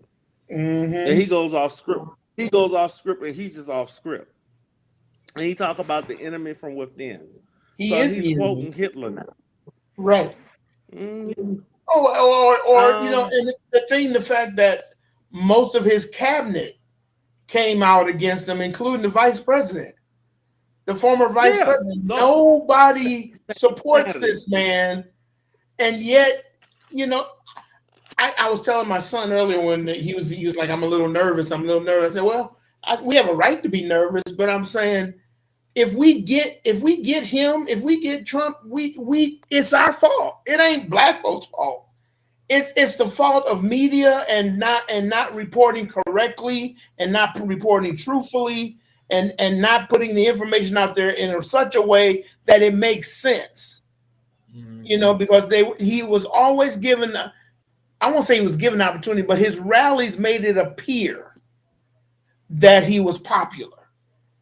And when you got low-minded, low-energy thinking people, then they'll see that and say, oh, well, he's popular. But we've never won any race by the popular vote. It's always been in these 7 battleground states. And one of the things I liked about Harris's campaign is they focused on that. You know, if we get what we get, we good. But we're gonna fight where we're gonna have to fight to win. And I think Trump is just running on the fact that he's white, and and there's more white folks than us, and we so factioned amongst people of color that we don't galvanize our vote to counter the white lash as Pastor Bowman was talking about.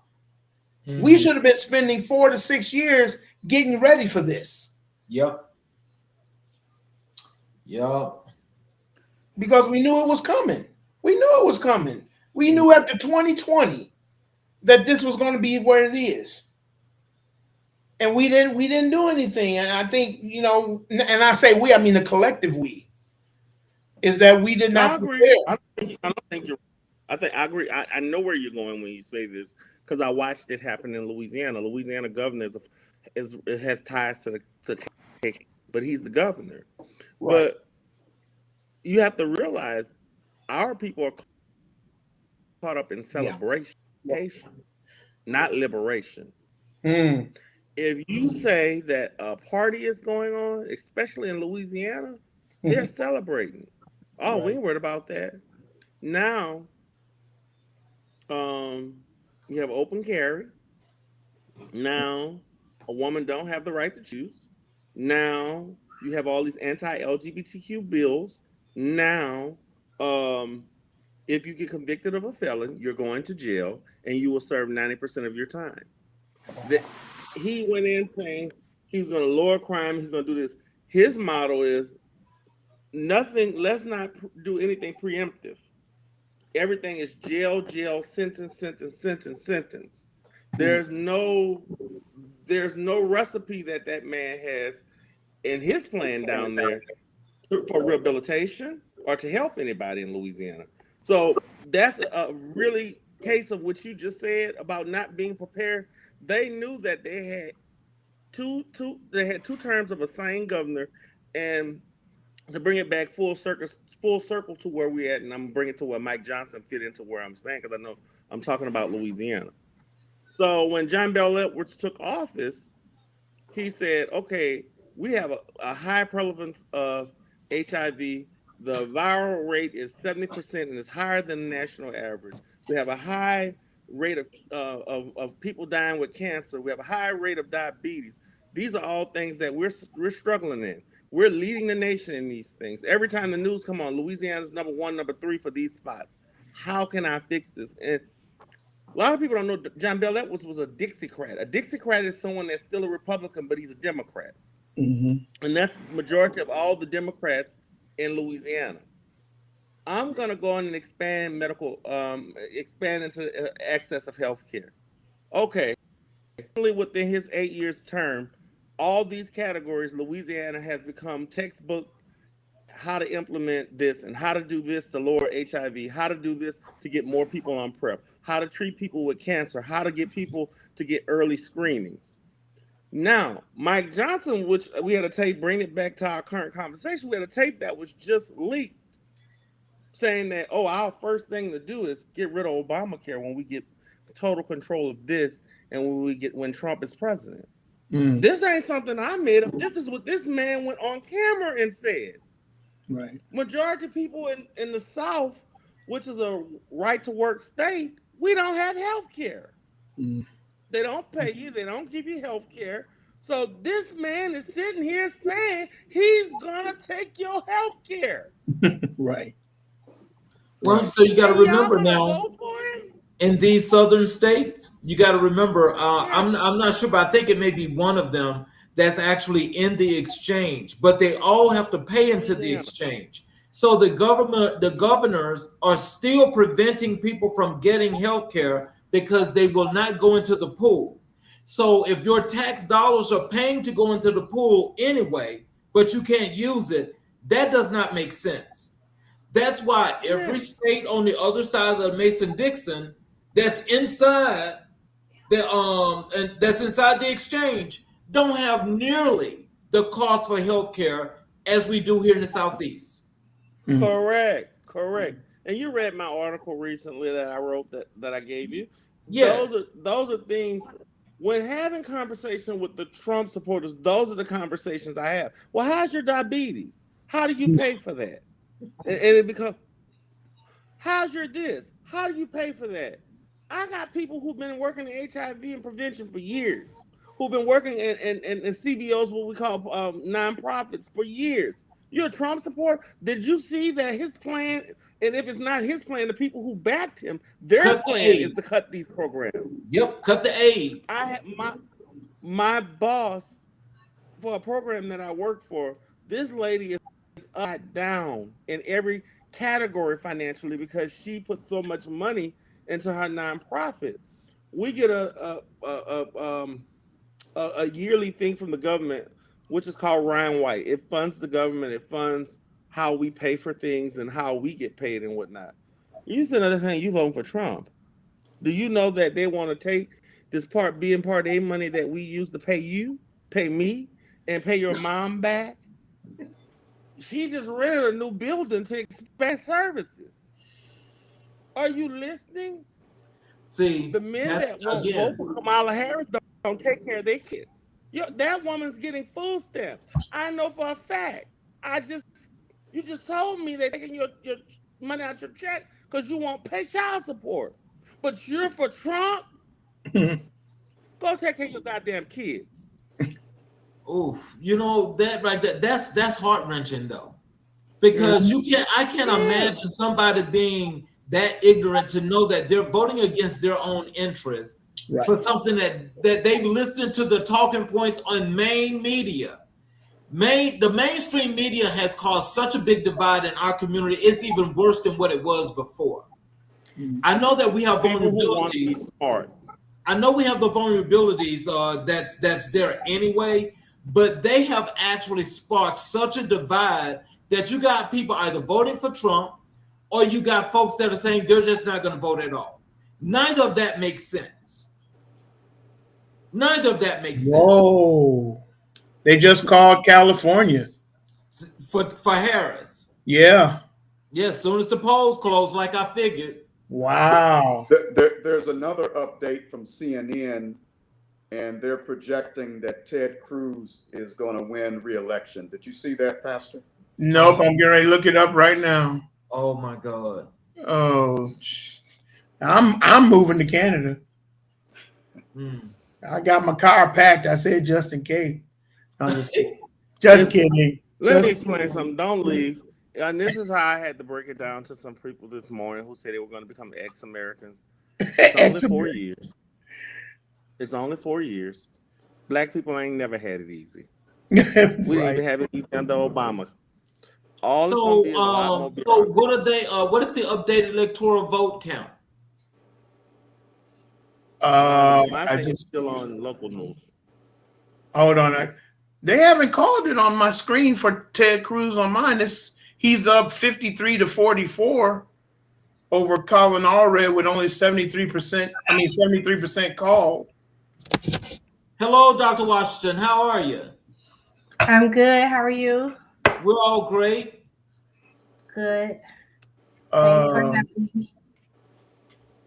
Yeah, they haven't called it on this end. So, he's up though, 53-44. We just got the news that California's been called for Harris. The polls have just closed like 2 minutes ago, and the Secretary of State website hasn't updated, so I don't have any specific numbers right now. Oh, Michigan is up 51-46 for Harris now. So Detroit must be falling in.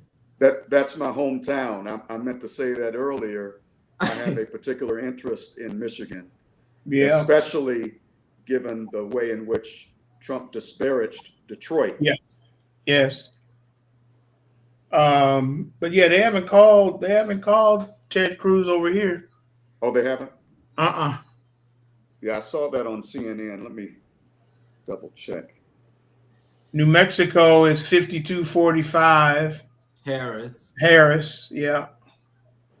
Oregon. What about, Arizona and Maricopa County, have they completed everything out there in Arizona, in Phoenix? Arizona is 49.8% in. It's 49.7 to 49.5 leaning towards Trump. Okay. So he's 0.02 of a point up.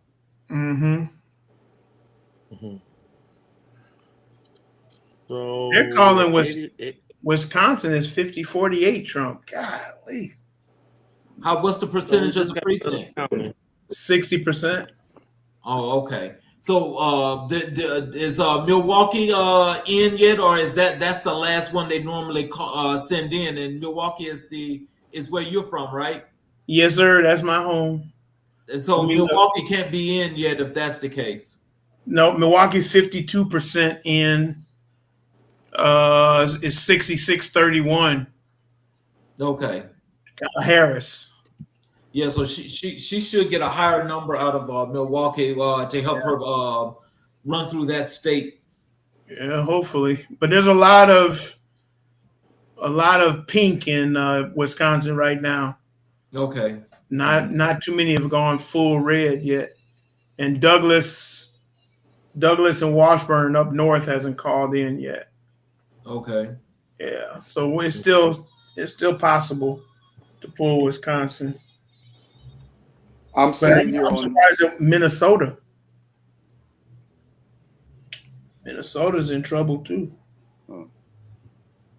Walsh, I'm Walsh ain't going to pull his own state.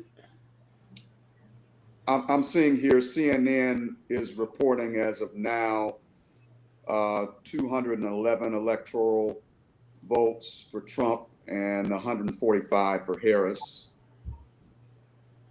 Yeah, I got 179 Harris and 214 Trump. Okay. Okay. And So 270 is the magic number. Yep. But it's well, 145 still out. Mhm. so As is. so the Clayton County just came in here in Georgia, and that's another county where he's at. She's at 85.4, and he's at 14.2, and is extremely higher than it was during the Biden election. Okay. So she should. I think her numbers are much higher than Biden for the entire metro area, because voting Yeah. is up, and this should I just so North. What is North? How is North Carolina looking? 50-48 Trump, Okay, what's the percentage? 86. Okay, so I wonder if Mecklenburg County is in. Who? Mecklenburg County. That's in North Well, Carolina. That's Charlotte. okay. Mecklenburg. Let's see. I like my little computer here. Elemental. You said Mecklenburg? Yep, Mecklenburg. That's the largest county in the state of North Carolina. 98%. 98% has been called in already. Kamala's up 65-32. So what about the Raleigh-Durham area? Hold on. Hold, please. Who you say? Raleigh? Raleigh-Durham. Durham. RALEIGHDURHAM. Now, you know I'm part of that illiterate group. I can't read. I just go to the click. I can't read. Okay. You said Raleigh.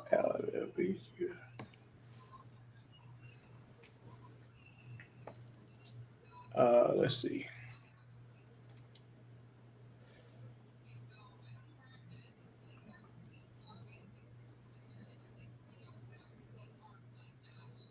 In North Carolina? Yeah, Raleigh-Durham.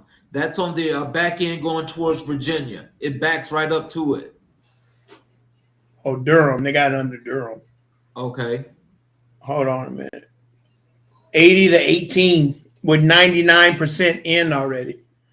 Okay.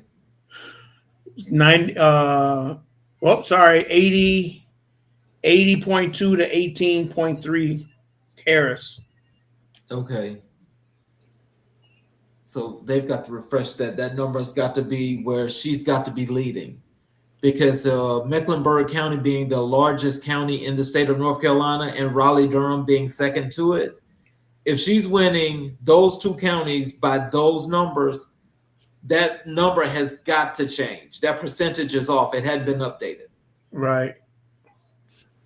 Yeah, my electoral college just went up 179 to 214. Trump still up, but she's got 179 now. Okay. So they're coming in. How is Virginia looking? Virginia's blue. She's up 50-48.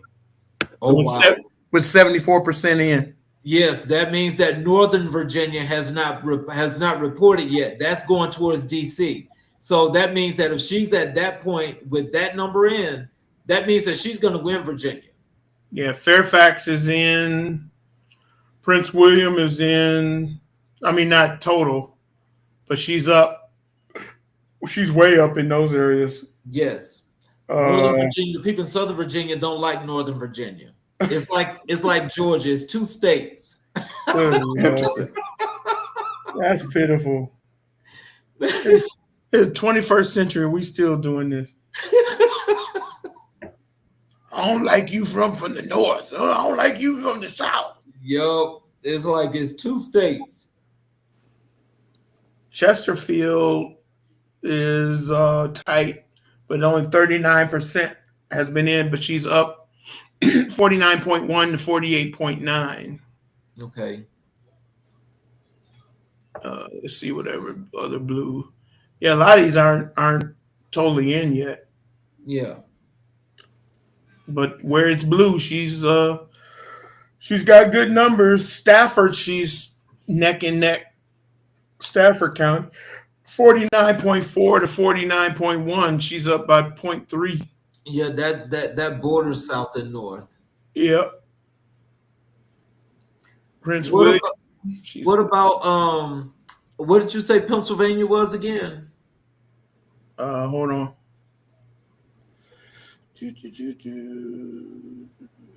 P.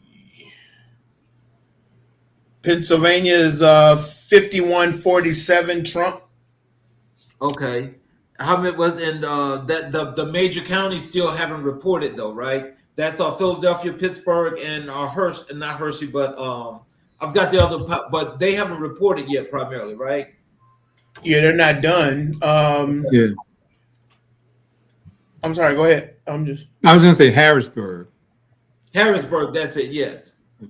Harrisburg. Let's see.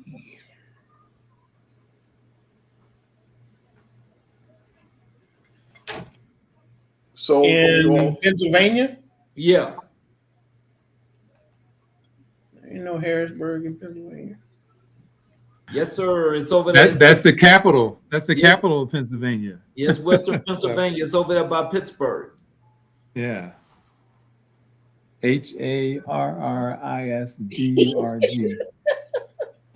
Just for clarity. Yeah. I look under H. No, I'm in Pennsylvania. Yes, Harrisburg. Yes. Harrisburg's the capital. Unless they didn't change the name, it sure ain't no county called Harrisburg on this computer. Oh, it's called. Wait a minute. Let me see. It is called something else, but Harrisburg is the main city. Oh, see, York. y'all trying to mess your brother up. It's called York County. It's York County, but Oh, Harrisburg is in it. See. Y'all need to go to the library too. There's York right there. See? Yeah. Y'all trying to get a brother.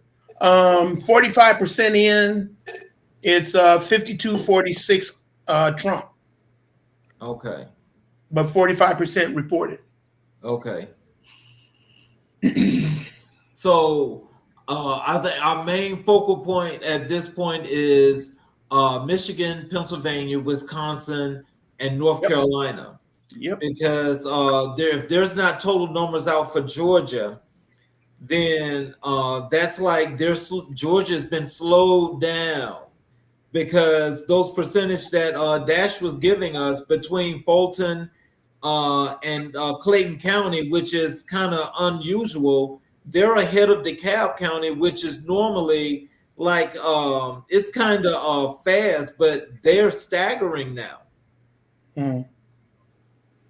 Because if you got the numbers for Cobb and Douglas, have they updated anything yet on Dash?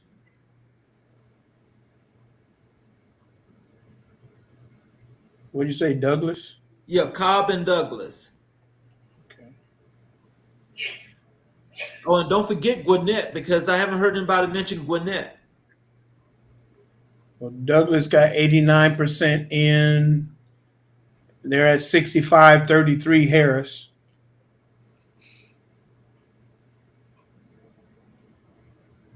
Uh-oh, wait a minute. There's a report.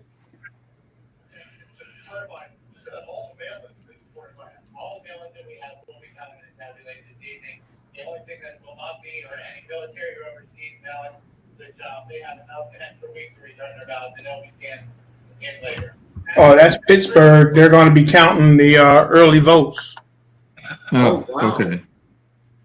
They said they should have those done by tonight. Oh, Okay. man. That's going to be a big number. Yes, it is. That's going to be huge. Because up to this point, they haven't has any of, I don't know, I'm asking, any of the states counted the early voting yet? Dash, have they counted early vote here? No, they haven't. We won't get that till tomorrow. Okay. They So started. this is just voting I from think they today. started. Yes. Okay. Oh, so you know what? That is going to be crazy if we got to wait overnight because now Yeah, you know that this is already on pace for an ugly ending. Yep. yes. That's what that means. Yep. Because Trump's going to Because say he was ahead, and then suddenly the next Mhm. day, All of he's, a sudden. yeah, you know, Yep. because So I that's I what know don't we did. here in Georgia, here in the Metro Atlanta area, we had real high early vote turnout, Everybody did. and the numbers were huge. Yep. Well, how come they're calling certain states when those ballots aren't in? I don't know. That's I a good don't. question. Yeah. That's a very good question. So I don't know if you heard about what was going on here in California, but we have had some instances of arson for the mail-in voting Oh yeah, yeah, I heard boxes. about that. Uh-huh. So they're trying to Ooh. figure out how to find out whose ballots were destroyed and how to get them reissued and counted. So that might account for us not getting our final numbers for a while. Well, I think this didn't uh Pastor Devin, didn't you say that they already called California for Yep. Harris? I'm looking at it right now, and it's only CNN. 3% of the vote is in. Right. Yeah. And she was up 56-41, and they called it. See, this is gonna be a mess. So Because I'm she looking at was California, called, almost 3/4 of your state hasn't even reported. but she was called even before the polls closed. Like right Yep, at 8 o'clock, they had already called called it. her. Huh. Oh, So I'm not sure. Maybe that means that that was the projection. Yeah. his But projection, yeah. but yeah, there's only 4%, and she's up 64-33, but there's only 4%. Yeah. I got 56-41, but okay. Dr. Washington, have you heard any of those other two states I mentioned in our talk yesterday? What about Washington State and Oregon? Have they reported anything yet? Let's see. Washington, they called Washington. They did. Yep, for Kamala 59-38. Okay. And what about Oregon? Oregon is 55-42, but they haven't called it. Okay. But it's still at 4% reported. So They Where called for Idaho for Oregon? Trump. No, they called Washington, Oregon for Kamala. I mean for Harris. You got, Washington only has 4% reported so I far. got 47%. Uh-oh. Okay. 47.7. Okay. I 59. think Yeah, 59-38. yes, those are the percentages, but there's only 4% of the votes reported. The polls just closed just 20 minutes ago. Pastor So we'll Bowman, just keep I'm sorry. an Go eye. ahead. Pastor Bowman, I got a question for you. Yes, sir. Can you tell us how are the religious leaders in Kentucky influencing voter opinions? Huh. Well, I would say that white evangelical pastors and leaders are, in essence, Oh my God. integrating Trump talking points into their sermons on Sunday. Wow. You know, there's a strong Christian nationalist contingent here in Kentucky where, you know, they conflate conservative theology with conservative politics so that you can barely tell the difference. So, yeah, I would say that a number of the white evangelical pastors in this state are very much either subtly or directly holding up Trump in such a way that they're encouraging their people to to vote for him, because white evangelicals, over 80% of them historically have supported Trump. So that's nothing new. But yeah, that's a big element here in this state. Dr. Jones, how are educational institutions in Pennsylvania engaging with this election? Well, a lot of the institutions, I'm looking at mine specifically, have now found a way to have voting on campus. So the students don't have to go off campus. They can actually vote on campus. And I think that because of that, we had lines all day today of students going in to vote. And I know that in the past, it was there was kind of a strategy not to have those things on the campuses because they felt that the college students would vote more in the liberal direction than in the conservative direction. So I'm glad to see some progress from that perspective that of making it more accessible. Dash, what are the key issues for the LGBTQ community in Georgia this election? Here, healthcare and making sure that they have access to preventive care. Same, and pretty much just healthcare, reproduction, preventive care, and yeah, it's basically I want to keep it around healthcare. The other stuff is more of a local state issue, but healthcare is the main thing that they're concerned about because PrEP for anybody, and it's not just really just an LGBTQ it's not just an acronym issue. It's an issue that affects anyone that's not in a relationship, a monogamous relationship. If you're a single man or a single woman and you have multiple partners, you should be considering PrEP. Condoms are 95% effective, and as well as this helps with that. And it's a rise in Black women over 40. It's a rise in older gentlemen as well.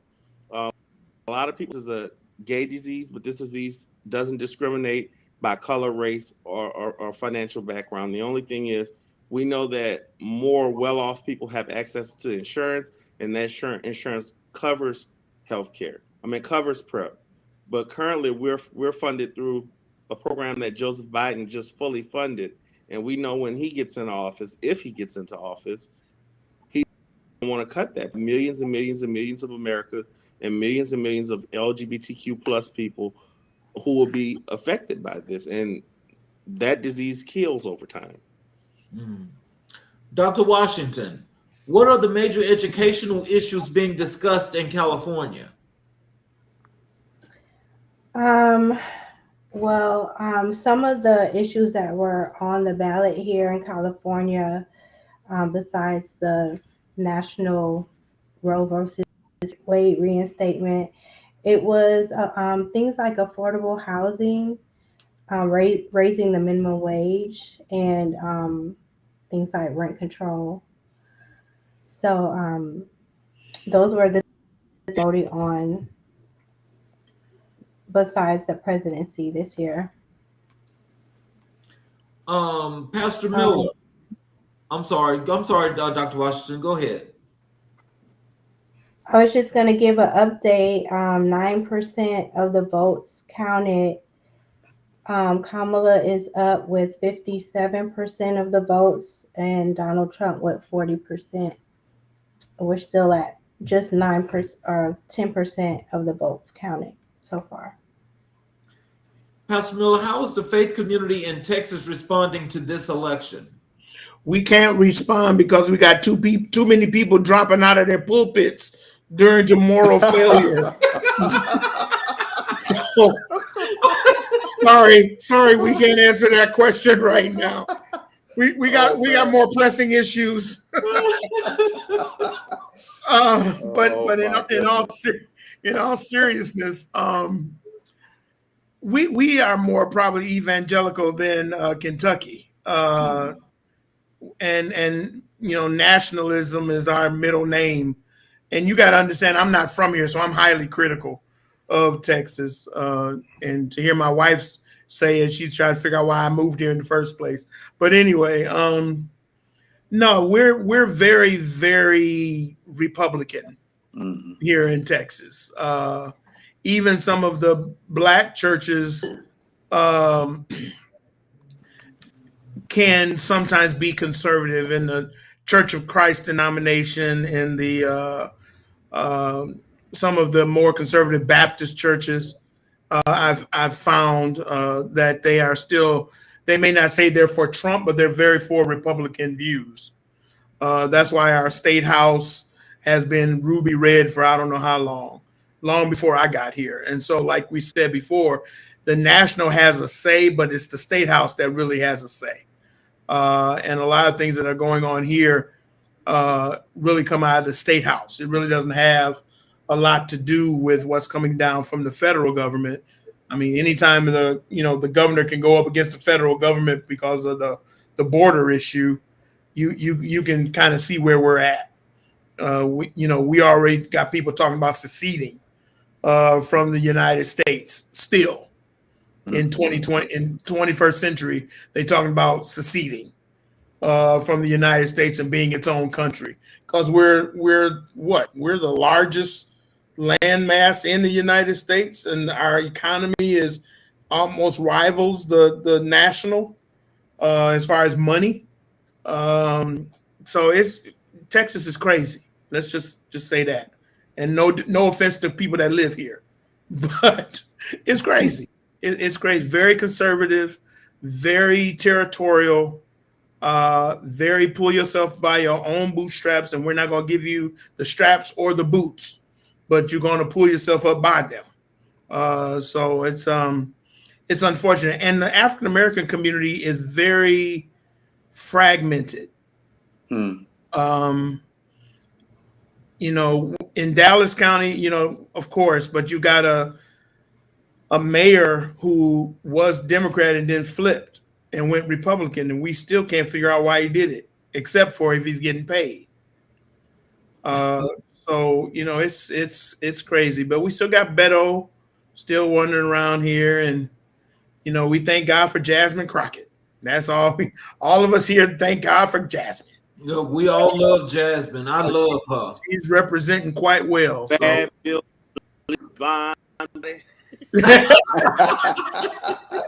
Oh, she can come up with the slogan now. Look out. Yeah, so that's kind of where we are. Okay. And to add the context, his age is, I went to TSU. Texas is just like Louisiana. Because I say I'm a Democrat. Don't think Southern states, particularly Georgia and Alabama, Mississippi, and Texas, and I guess I could say all Southern states that's down here in this bottom belt. Mm-hmm. They identify, the South was the battle was between the South and the North. Right. The views are not democratic like the party wanted it to be. Mm-hmm. Yes, I'm a Democrat, but no, I'm not for all this stuff y'all for. I don't support all these gay rights that y'all support. I don't support all this woman's right to choose. Because particularly in Louisiana, they're Catholic. So that's a whole nother discussion. Well, see, so you know what? No puns intended, for the two pastors here. Okay, no puns intended. We good. How in the hell can Catholicism say anything when they raping the altar boys? And you got the Pope that's overlooking all of this, ain't doing nothing about it. You want the short answer or the long one? They've been very supportive of Kamala lately. I don't have to take that stand on the Catholics. I think it's more of the evangelical and the Mormons. Oh Lord! I call them the evil people. Is it just me, Pastor? You think Kamala should have took the Southern? It's a word we used to have back in the day. You think she should have took the Chitlin Circuit route and leaned on the churches more earlier on in the campaign? Or you think she did it at the right time? Because I seen she was with Drew Shears and them this past Sunday, and the week before that she was here with Jamal Bryant. Do you think she waited? Yeah. I don't think she went after the major denomination. She waited on the major denominations too late.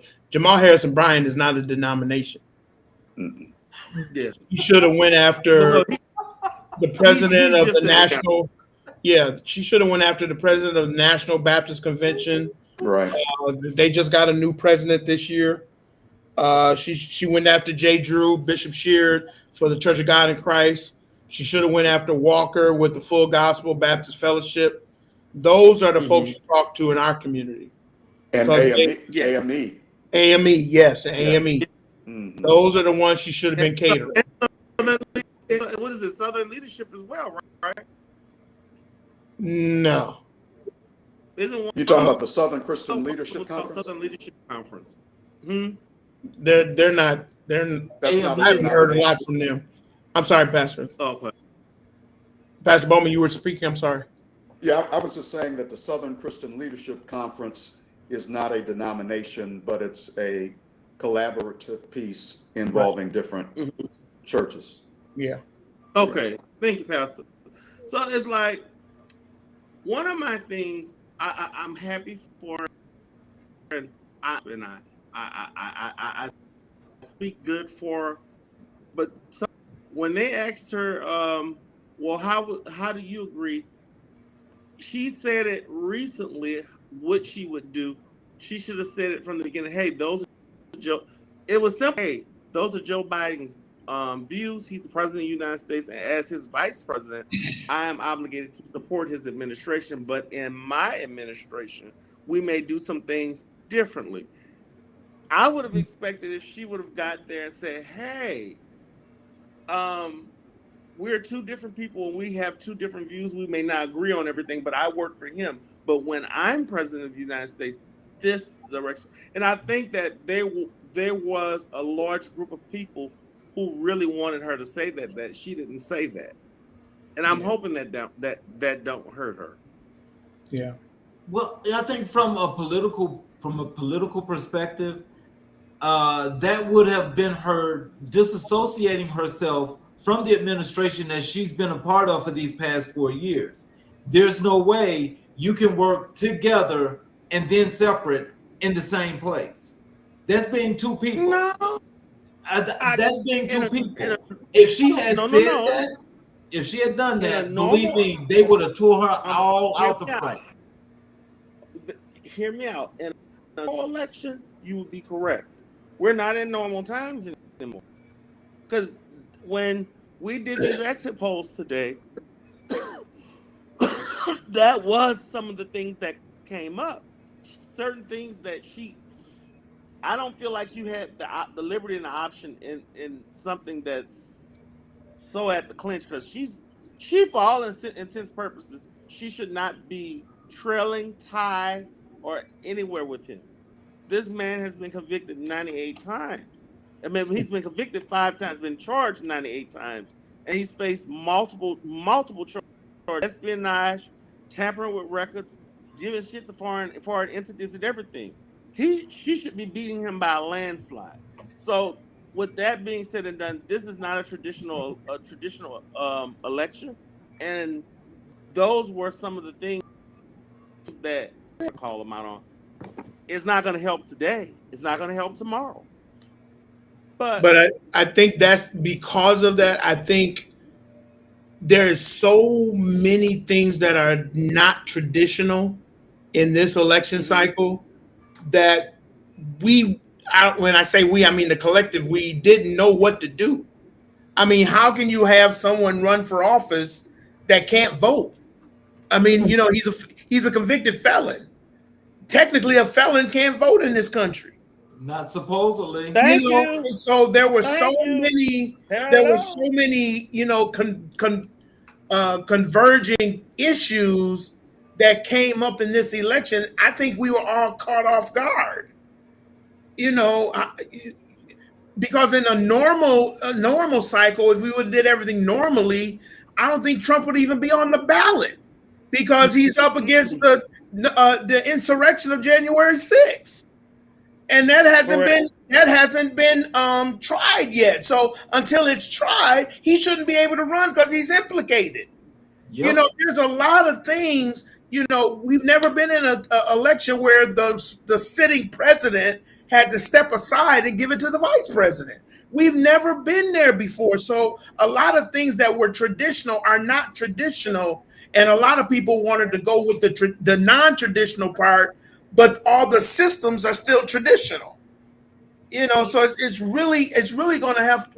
I think what we learned from this election cycle is we're going to really go back and revisit a lot of the laws that we have that govern our electorate, including the Electoral College, because it should not be that 7 states determine the outcome of the United States.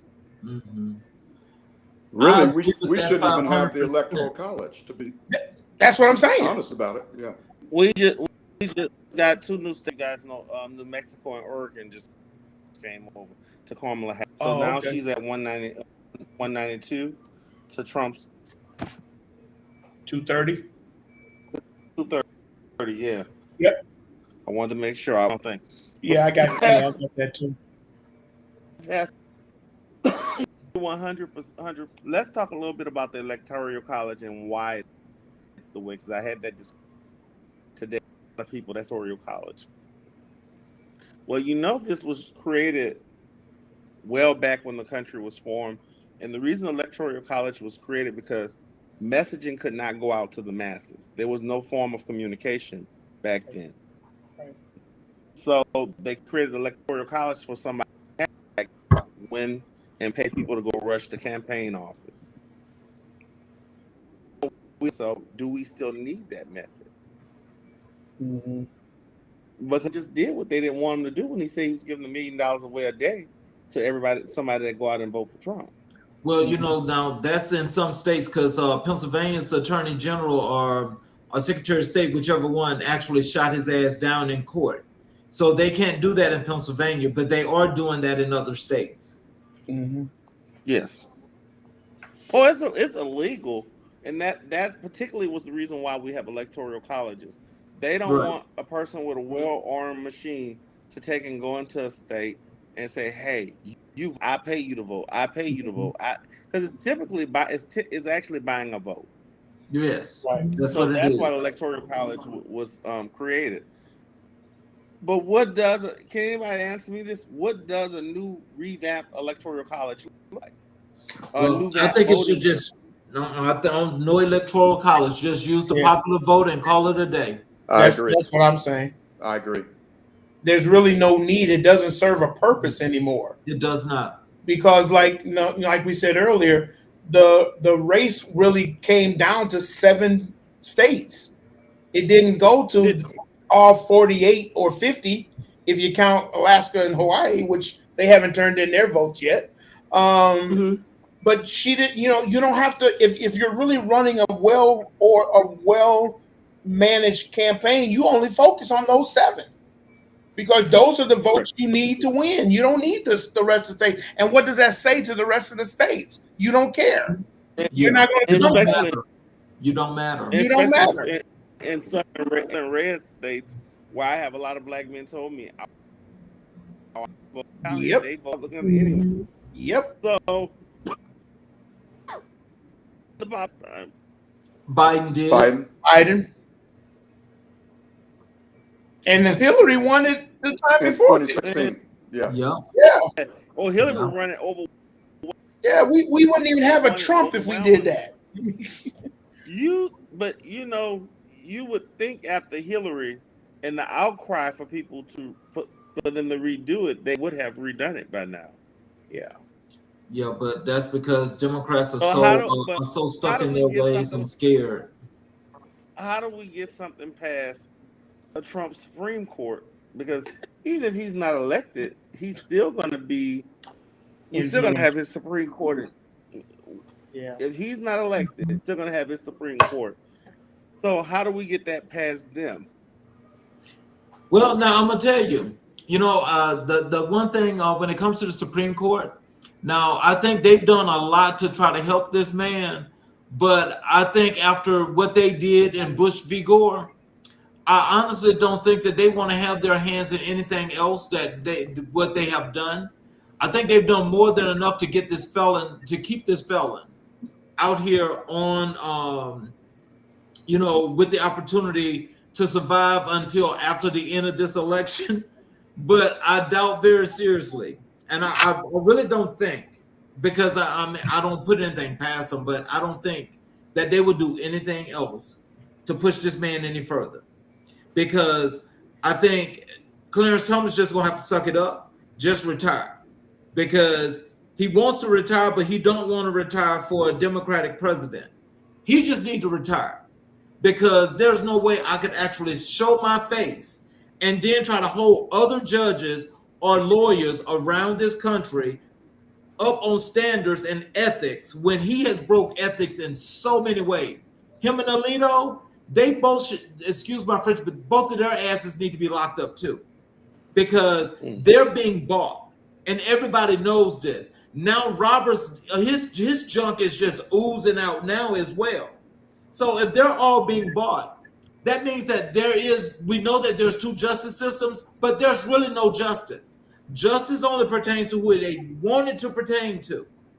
And so to keep your feet on the necks of those that can afford legal representation, hey, they're going to always do that. But now, is it like now you know him blatantly? We know blatantly these people are liars, they're thieves, they've been bought. So the system itself is not right. Why would anybody believe that if you're going to before any judge, what makes you think that judge is not going to see your case fairly? It's happened for millions of years. It's still happening, and it's only worse now, because these folk feel like, because we're so close to them now, they feel like we are going to treat them the way they've treated us. So as long as they got just that fingernail still on the system, they're not going to let that go. No, I agree with you, because when they asked Joe Biden, when he originally got in there, he said, "I will not." The problem with the Democrats, we play by the right. If they would have got in here and the ball was on the other, if the ball was in their court, they would have added enough judges to balance it out. Yep. So immediately when she becomes president of the United States, she can't play with that. No. Judges. Yes, exactly. Yeah, to balance it out, she has to add more judges. Maybe if she go out and get some less conservative, pretty much balance the yin and the yang out. So, because we can't have all y'all agreeing like this continuously, because we got some tough issues coming up over the next 2 years. Oh yeah. So until they fix that, that's one of the first issues. The other issue is the health care. They're steady tampering, trying to chip away with the Social Security. My mom, she's 62 years old. She's ready to retire. She want her money. She can't work till she's 70. Trump's plan would bankrupt Social Security in 4 years. He has a history of bankrupting businesses. Okay, every business he started, from Trump Airline all the way to the casinos, bottled water to the meat. There was a whole list of them. The release, everything he's touched has failed. So now you're going to put the Social Security in his hand. Right. Just an update. The electoral numbers are 205 to 230. Trump. Mm-hmm. By the way, CNN is projecting that Trump will win North Carolina. Yeah. Oh my God. I just saw that. That's very disheartening. Yeah, 50 to 48 with 90% in. But Pennsylvania is still out with, it's getting tight. There's 81% put in so far as 51-47 Trump. But Michigan is 39%, has just come in. Is at 39%, 51-46 Trump. and Wisconsin is at 69% in, and is 50 to 47 Trump. So the blue wall is in play right now. Minnesota is finally went light blue. They're 51% in. They're at 53 to 44. So it's going to come down to the blue wall. Pennsylvania, Michigan, and Wisconsin, and Minnesota. Yeah, still Georgia. Georgia's at 91% in, and it's 51-48. So Georgia, unless there's some numbers that ain't out yet. Yeah. So they have counted the early vote. I don't think so. That might be the swing. This is just the today. I know. Yeah. I don't know. Dash would know that. Oh, you in Georgia too? Yeah.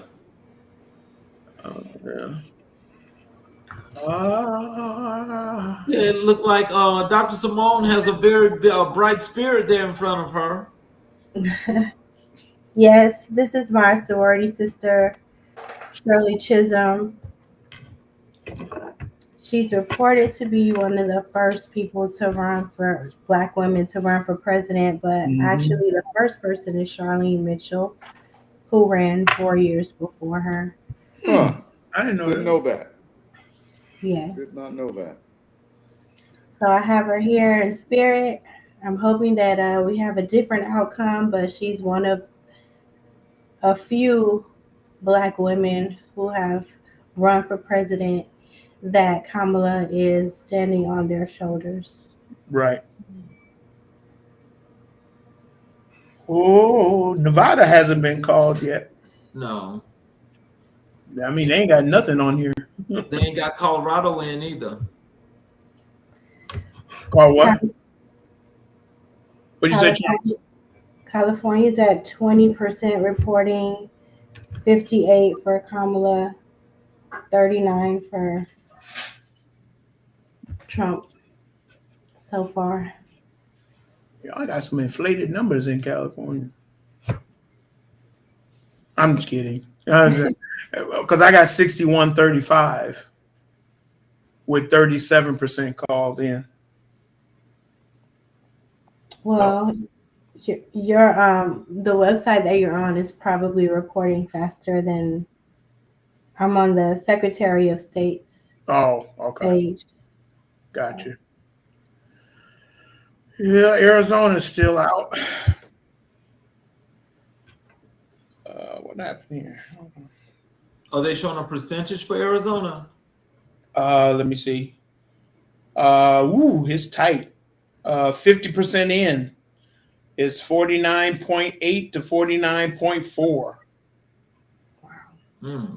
And Trump is ahead, but they got the others at 0.8. Oh wow. So if that others wouldn't have voted, we'd have a different race. At 0.8 would swing it. Yeah. Then You they. can say at 0.8, even if you split it. Well, if you split it, it goes to Trump. But if it, let's see. Georgia's got those other two folk that actually is on the ballot here in Georgia. That's actually Jill Stein and some other guy.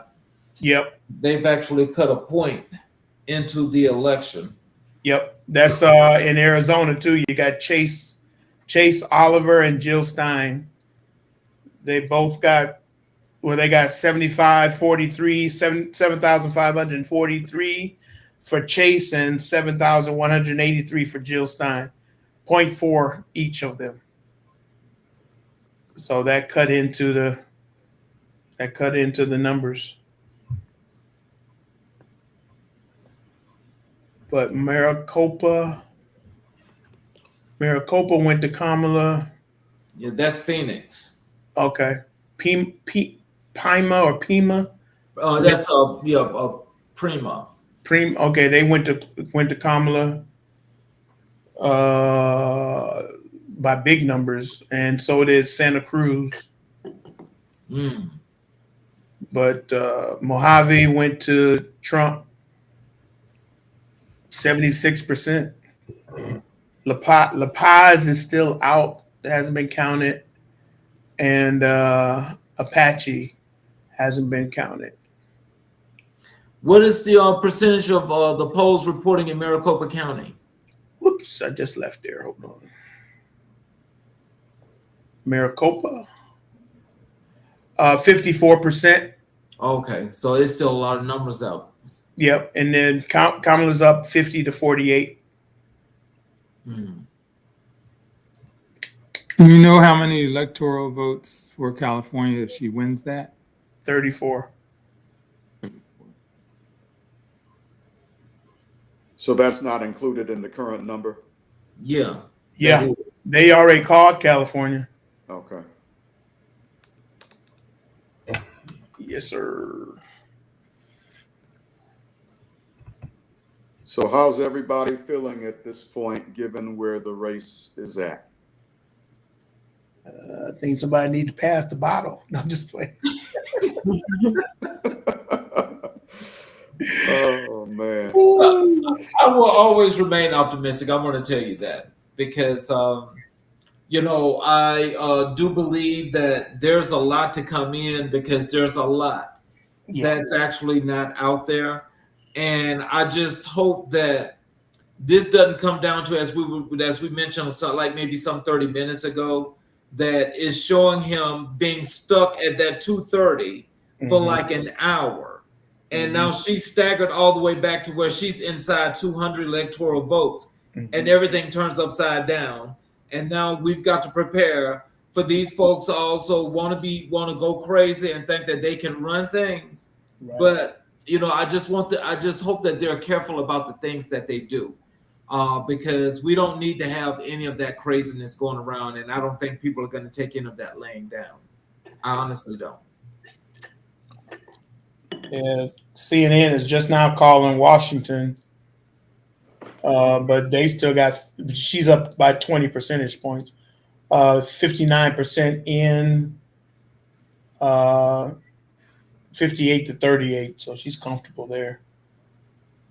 But they said 227. See, CNN got a 227. See, that's because they done added some other ones in there that some of these other places ain't counting. Because is he still at 234 that they could put the North Carolina numbers in his? He's still hanging at 230. Yeah, okay.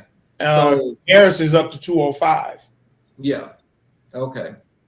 So according to my screen, they haven't called Georgia, Pennsylvania, Michigan, Wisconsin, Minnesota, Arizona, and Nevada.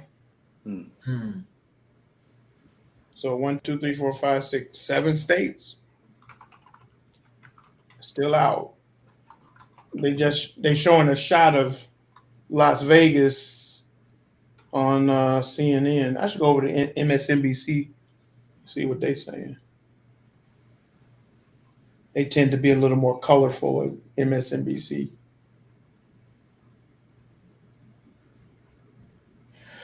Oh Lord, I'll be in my prayer. I'll be in the war room. In the prayer closet. Huh? Yes, sir. Oh my. I won't be sleeping too much tonight. This is nerve-wracking, boy. Yes, sir. I mean, I was really praying that it would be a landslide, that people would wake up today and come to their senses and realize that there's no way that this country can run under another 4 years of Trump. That was my hope. Bob Casey, they said, is too close to call. I thought they called his race. Why did Jill Stein run every year? What is that about? Jill Stein? She's running interference. Huh? She's running interference. Yeah. But I feel like when people like her, yeah, shouldn't be. Oh, they didn't call it. Okay. They shouldn't be able to do that. Well, it begs the question, I heard someplace, do we really have a democracy or do we have a republic? Mm-hmm. And if we have a I like republic, how you said that. yeah, if we have a republic, then they broke it down and said we follow the rule of law. But if we have a democracy, we follow the rule of the people. And I think that's why it says, and to the republic for which it stands, one nation under allegedly God. You don't see the allegedly part. I'm sorry, I put that in there. So when you see a Jill Stein running, it's because anyone can run for office. True. But if that be the case, then we should only go by public vote. I mean, the people should make the decision. Mhm. Can't And have how a many years? democracy and a How many republic at the same presidential time. elections have she did this? Say This what? is now? like her. I know she did it in the Obama administration. How many elections have she ran for office? Ain't she ran in every one just about? Yeah, she's How she's old is doing what that other she's doing what Ralph Nader did, because Ralph Nader and the rich man, the oil man from Texas used to do that all the time. Ross Perot. Ross Perot. Mhm. That's his name. Yes. Yeah. So I have often said that we need more than one party in the United States. It should be 4, maybe 5. We came close to that with the Tea Party. Mm-hmm. And I learned that Democrats and Republicans became best friends to end the Tea Party. Right. That's the one thing they agreed on. We don't need them. We don't need them up in here muddying up the water. Mm-hmm. But overseas, there's multiple parties and factions within parties. Right. Because they actually have a democracy. They allow the people to make the decision for the fate of the country. And we're afraid to do that. Because again, if you look at the numbers, African American and people of color outnumber the white evangelical males that want to continue to run the country. And we haven't figured that out yet. And so you create factions within a faction, and so we don't get along, and we don't work together to really get what we want. Yeah. Which I've always said, if African American folks really, really wanted to change this country, although we changed it anyway, hold your vote. And say you ain't gonna vote for nobody unless they gonna fit our agenda, or at least some of it. But we don't have an agenda.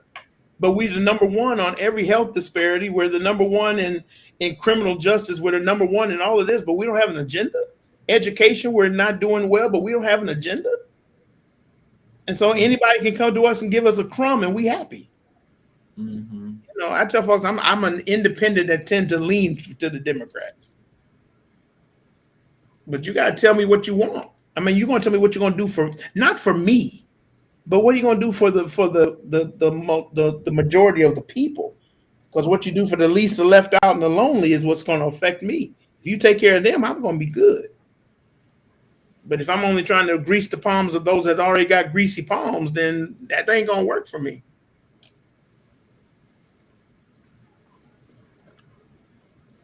They're saying Georgia, Pennsylvania, Michigan, Wisconsin, and Minnesota too close to call. Yeah.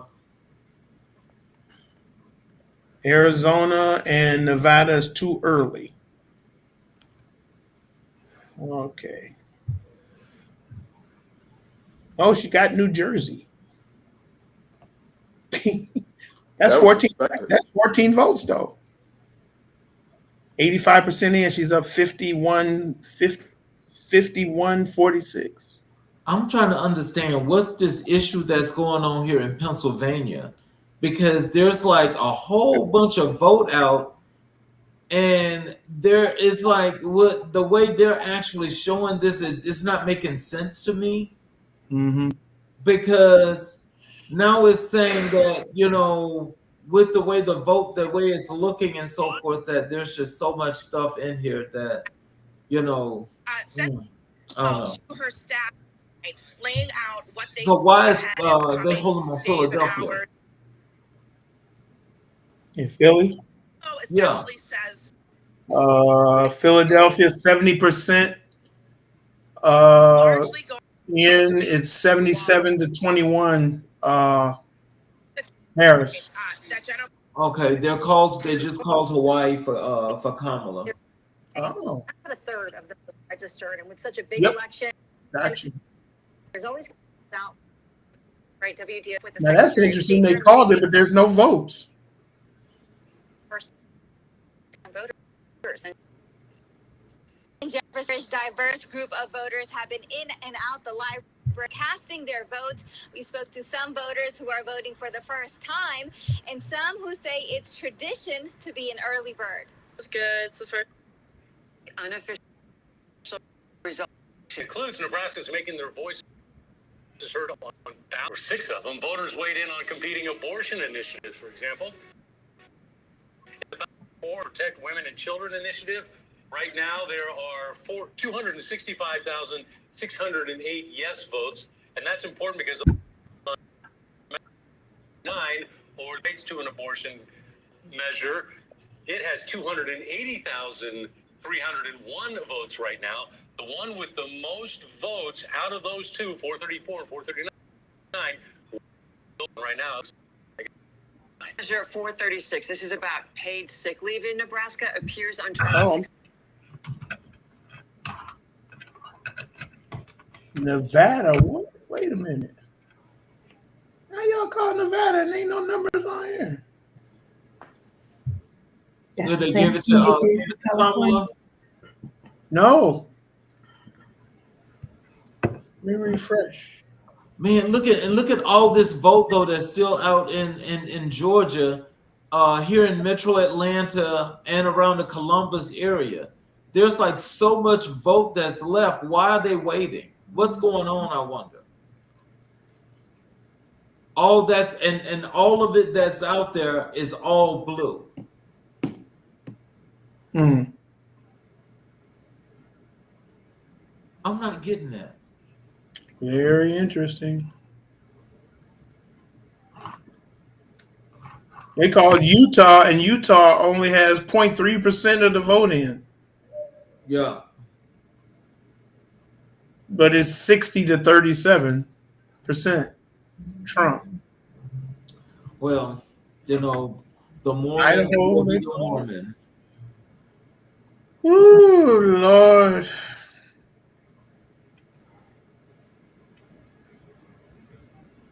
Yeah, they're calling states that don't even have over 50% of the vote in. Yeah, like the 2 and 3%. Virginia, she just got Virginia. So that means Northern Virginia just came in. She's got 13 more electoral votes there. Yep. Let's see what that do. It's 230 to 182. Nope, 230 to 209. Oh, 209. Okay. Mm-hmm. Unless I got a Democratic computer.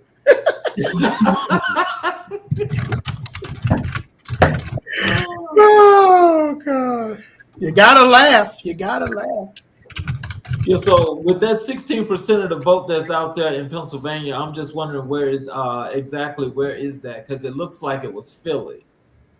And in Michigan, not all of Michigan is in. It's only down to 45%.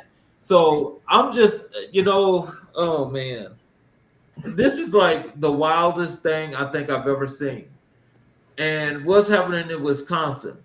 I mean, I need to see the breakdown of Wisconsin because Milwaukee cannot be reported. Hold on. I have to sit my device down. Because it's good. I start looking at it and I say, "Oh wow." Milwaukee's at 57% in. Kamala's up 66% to 31%. And see, and this right here that's in Arizona, these 11 electoral votes with 52% of the precincts in.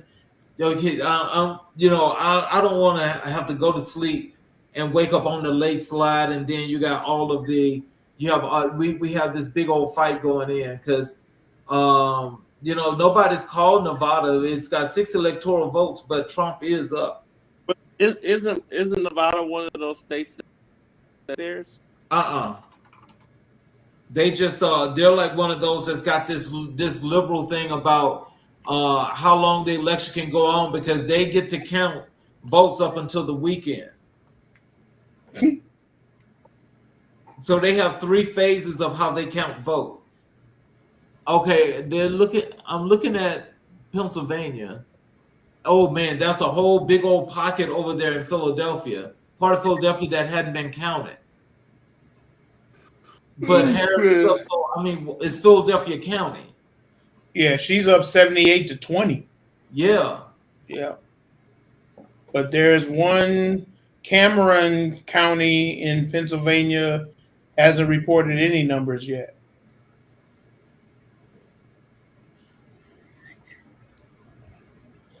So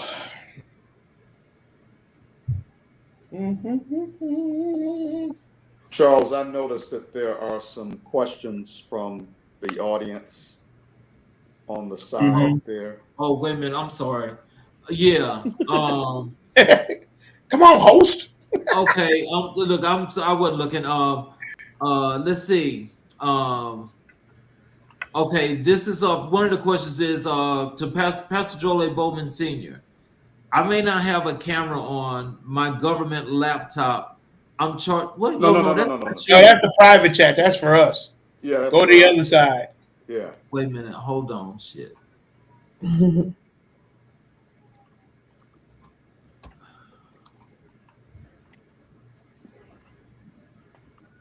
What? 172 to 214. One of the questions is from my friend Kawan Owens. Wait a minute. It says Kawan's Corner. I don't see those questions unless we got you. Where is? Oh, is that on the YouTube channel? No, it's on Restream. It's in the chat room.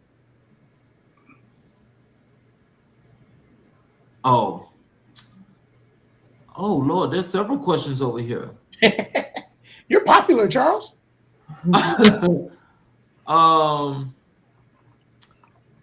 Okay.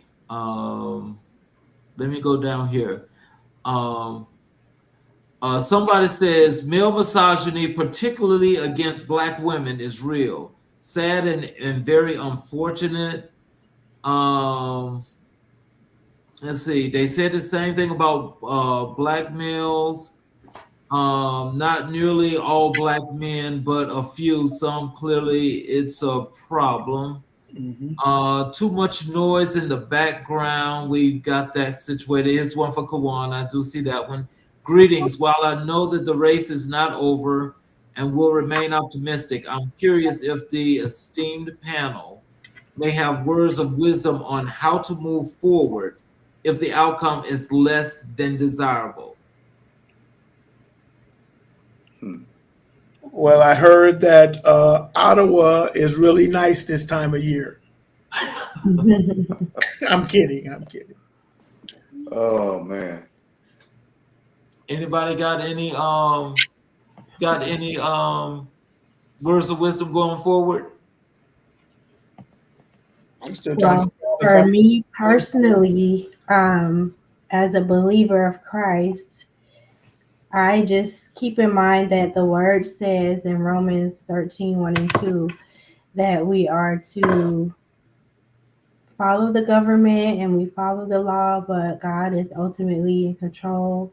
He is the ultimate authority. And so we have respect for the office of president, but we know that things are controlled outside and elsewhere. So that's how I'm going to deal with it. That's how I dealt with it when Trump was in office before, and just, using our own wisdom, especially when he was giving us advice on how to manage in COVID. Just like we have to use our own wisdom and just know better, even though the person is in that role.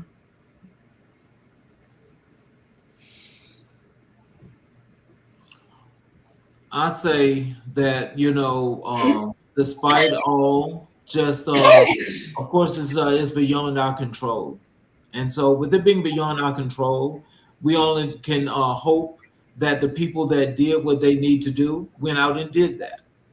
So for me, I say, regardless of the case, if people are really going to watch this thing and they are really going to just feel confident about what's happening right now, I think we all should be grown enough, man and woman enough, to look in the mirror and say that you're happy about what you did. But for those that want to put more innocent people in the same category as to how they feel because they are misogynist, hey, you are what you are. But what's coming to you for being that person, that's going to come to you.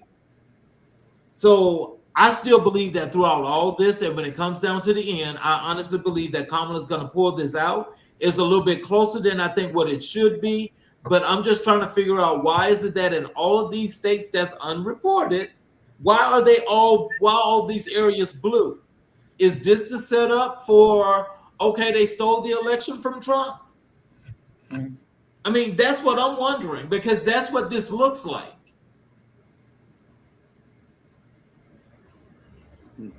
Yeah, well, I am hopefully optimistic like you are, Charles. But I think to answer the question realistically, uh, we just have to be more mindful and more careful as we prepare for worst case scenario is prepare for 2028 and learn from what we didn't do and go from there, because I still believe that whoever's in there is still going to come down to your state house and who are your state and local officials and how engaged you are to make the changes needed for your neighborhoods, because that's where the work is.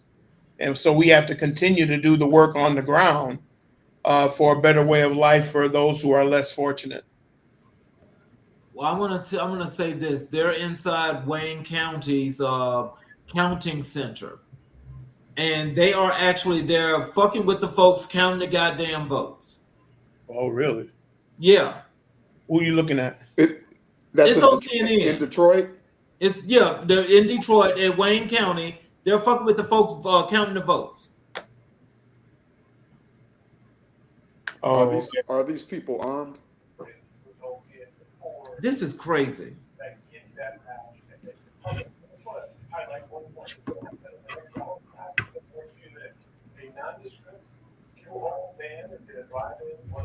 Oh, forgive me for that. Outstanding absentee ballots in Detroit, part of Wayne County. About 4,000 we expect. That's the final batch, not just, we're told, of absentee ballots outstanding, but the final outstanding votes in Detroit, part of Wayne County. So when that truck comes through the door, they're going to tabulate those. That gets us to the point where they're going to have, in effect, all the votes they need to count and get to that point where they're going to be ready to report those final figures. We're told it could be in the next few minutes. We'll be watching. We'll report back when it happens. But yeah, that could be the point when you get that big batch reported publicly. Oh, okay. As you know, in Detroit, Wayne County, and you were noting that we don't have Wayne County to the granular level that we can see Dearborn and other places where there were a lot of uncommitted votes during the Democratic primary. And just to remind our viewers, during the Democratic primary, well, as they say in the football games, it's the fourth quarter and 2 minutes left. And the game ain't over till the fat lady sings, and she's just tuning up.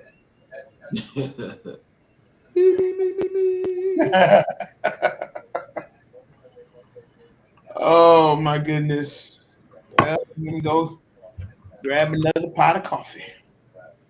Well, in 2016, I went to bed thinking Hillary had won, and I woke up to the news that Trump won. I'm Wow. I'm, I'm hoping that we'll have the reverse this time. Yeah. I'm with you there, sir. Yeah. I hope that answered. I don't know if he was still on, if Kawan got his answer that he was looking for. Yeah. Let me text him. Another lesson I think we could learn if this does not pan out the way we want it is that the folks on the right, the Republicans, have been playing the long game. You know, going all the way back to Barry Goldwater, Nixon, on up through Reagan, the Bushes. I mean, this did not happen in a vacuum. Trump did not happen in a vacuum. He is the result of years of activism and billions of dollars being poured into the conservative movement by the Koch brothers and other people. So we got to learn how to play the long game. You know.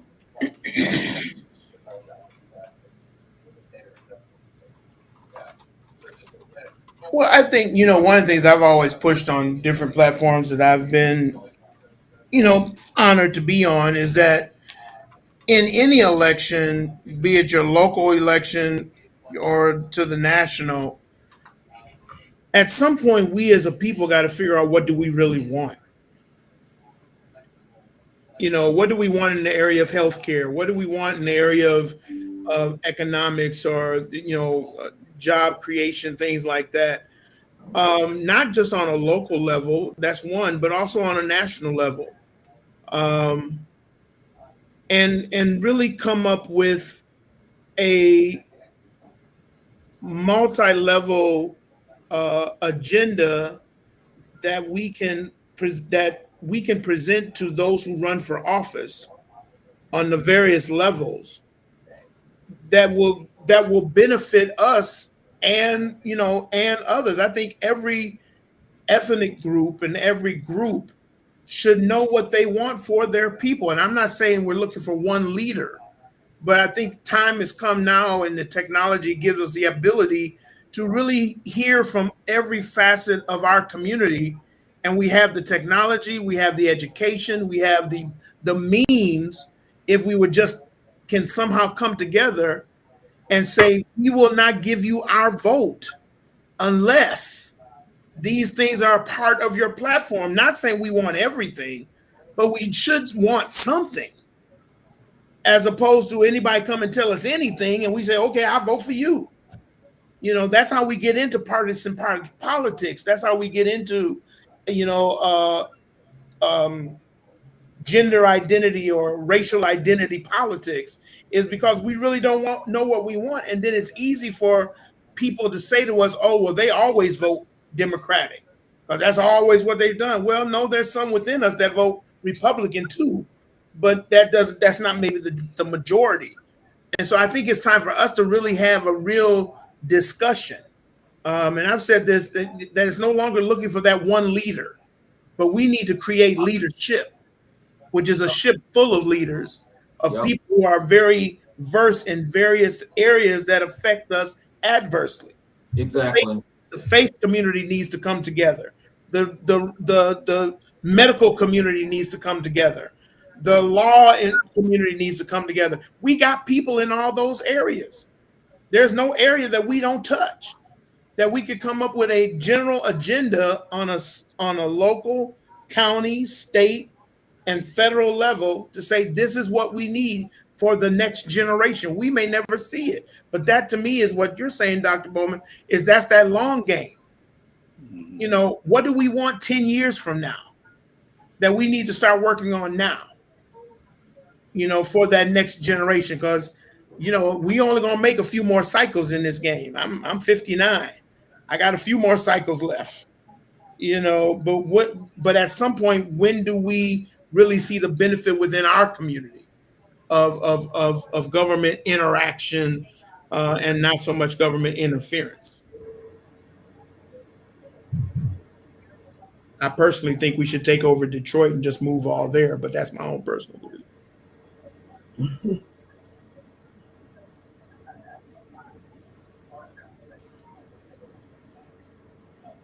Well, Dr. King,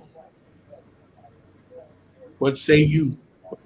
Well, typically, to add to context to what you just said, human beings normally typically vote in 10 elections in their lifetime, 10 presidential elections. Hmm. Yeah. I would like to say it should be getting better, but it won't get better. And my friends keep calling on the other line saying they're watching or asking questions. But I would like to say typically it will get better eventually, but it just show no sign of getting better. Mm-mm. It shows no sign of getting better. It just shows sign of this is something that's gonna get a lot more uglier. I don't think that when we had the time of being in defense, I don't think we used it wisely.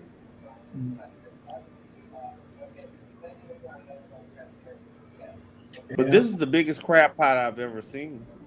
I mean, I'm just, I'm really trying to wrap my head around, though. I'm sorry, and I know that it sounds like beating a dead horse in the ground, but I'm really trying to wrap my head around why is it that in all of these states that they're saying too close to call, all the vote is in blue areas, Mm.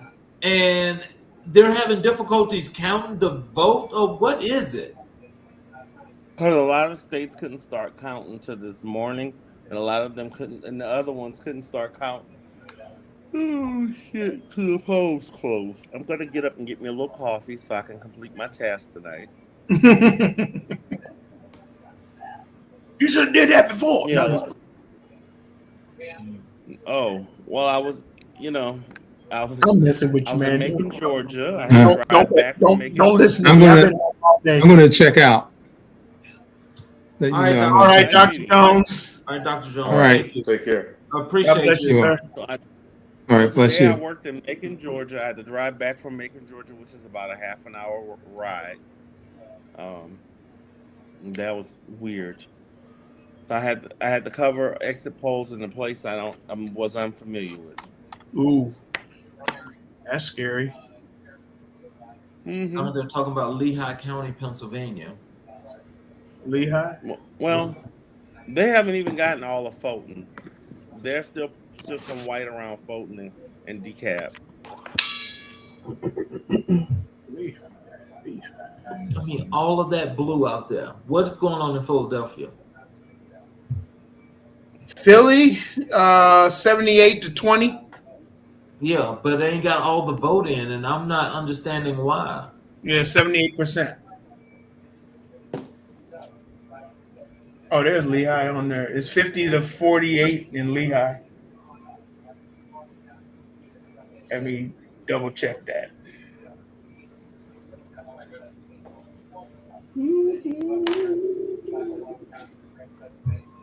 Lehigh. 98% in from Lehigh. Yeah, 50-48. But again, in Pennsylvania, you got that Jill Stein and Chase Oliver spoiler alert. And they got 0.7 and 0.5 respectively of the vote in Lehigh County.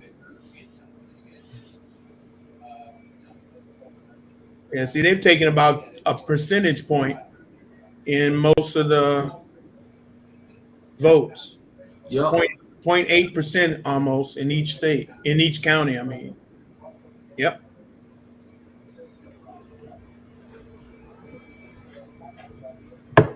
Well, Charles, I probably need to go ahead and tap out as well. I've got to be at work tomorrow morning early, and I'll just be prayerful as I go to bed. Well, I thank you too for being a part of this wonderful cast, and it's been really wonderful. But we're not getting the numbers that we wanted to see now, but I'm sure overnight that's going to change. I pray so. I pray so. That's what we can do. Yeah. I know that we, we all got a long ways to go. And how do the rest of you guys feel? Y'all still are in, or are you guys all ready to sign out? Yeah, I think we can call it because they ain't gonna call it. Yeah. So I I mean, definitely enjoyed this opportunity. yes, I'm happy Great. that you all were here, and it was definitely a great event. But again, we still got a ways to go. It's not over yet. But I am going to tell you guys the one thing that I've done, like I did the last election. I will be up until the cows come home. I will be up till the cows come home because I'm gonna see what Jake Tapper talks about, so I won't get a chance to talk about him real bad in a blog post. But I'm gonna be You up. know, I don't know if some of it will be up with me. I'm gonna be up, but here's what I Yeah, have to think: what type of article that I'm gonna put out come tomorrow? yeah, I already know what the AI artwork gonna be: right. crabs in a barrel. yeah, That like that. I yeah. like that. I'll be doing a special podcast myself on TikTok, and it'll either be we've made the change or the title will be what the hell happened. Yeah. So I got two titles in the queue. Well, at any rate, I know Okay, that you guys are probably right. So, official election results are still being tabulated in Fulton County. oh God. Well, the good thing is that the electoral vote now. I don't know where CNN is getting their numbers for Kamala, but the numbers I have is 210 for Harris and 230 for Trump, Okay. and there's Yeah, still they hadn't 98 updated for her. Comey. Huh? They hadn't updated her. Yeah, that's what I'm saying. A little slow. That's why I like this computer better. Arizona, yeah, they're still looking at Nevada, Arizona, Georgia, Pennsylvania, Michigan, Wisconsin, and Minnesota. Yeah, well, All of the Wisconsin, blue they've already laws. said that Wisconsin is not going to be done, or it's going to be overnight Okay, because they've got more than 27,000, almost 28,000 mail-in ballots to count, as well as other tabulations that they have got to make for early vote and what these folks have done today. gotcha. Gotcha. Okay, well, we must do this again. Oh, I've definitely. enjoyed. Yeah, we'll be back in 2 years Yeah, Oh for the no. exactly. for the midterm. Yes, sir. Yes, Oh sir. no, I don't want to do this for the midterms. We got to do this before the midterms. So we That's the problem. we may have to do this tomorrow. See Hey, what's going on. he has my Shoot. contact information. I think I'm taking a personal day tomorrow. Yeah, that's Well, I want wise. to thank you guys, and I appreciate everybody spending this time. And we got a chance to do this, and we didn't get a chance to make that call tonight, but hopefully we may get a chance to make it tomorrow because again, as they're tabulating that vote in Fulton County, as Dash was just talking about, Kamala keeps inching closer, but it's only by 2,000s or 1,000 percentage point. So I don't know what they're But counting. What? so let me also check Savannah. Savannah's still What not about in either. Savannah? That's what I'm saying. All of Savannah is still out. So all the major black areas are still not in. Right. Oh, okay. That's what I'm saying. All right. Okay, until tomorrow. See you tomorrow. All All right. right, folks. God bless you. Thank you. All right. Hey, see you guys tomorrow. Good night.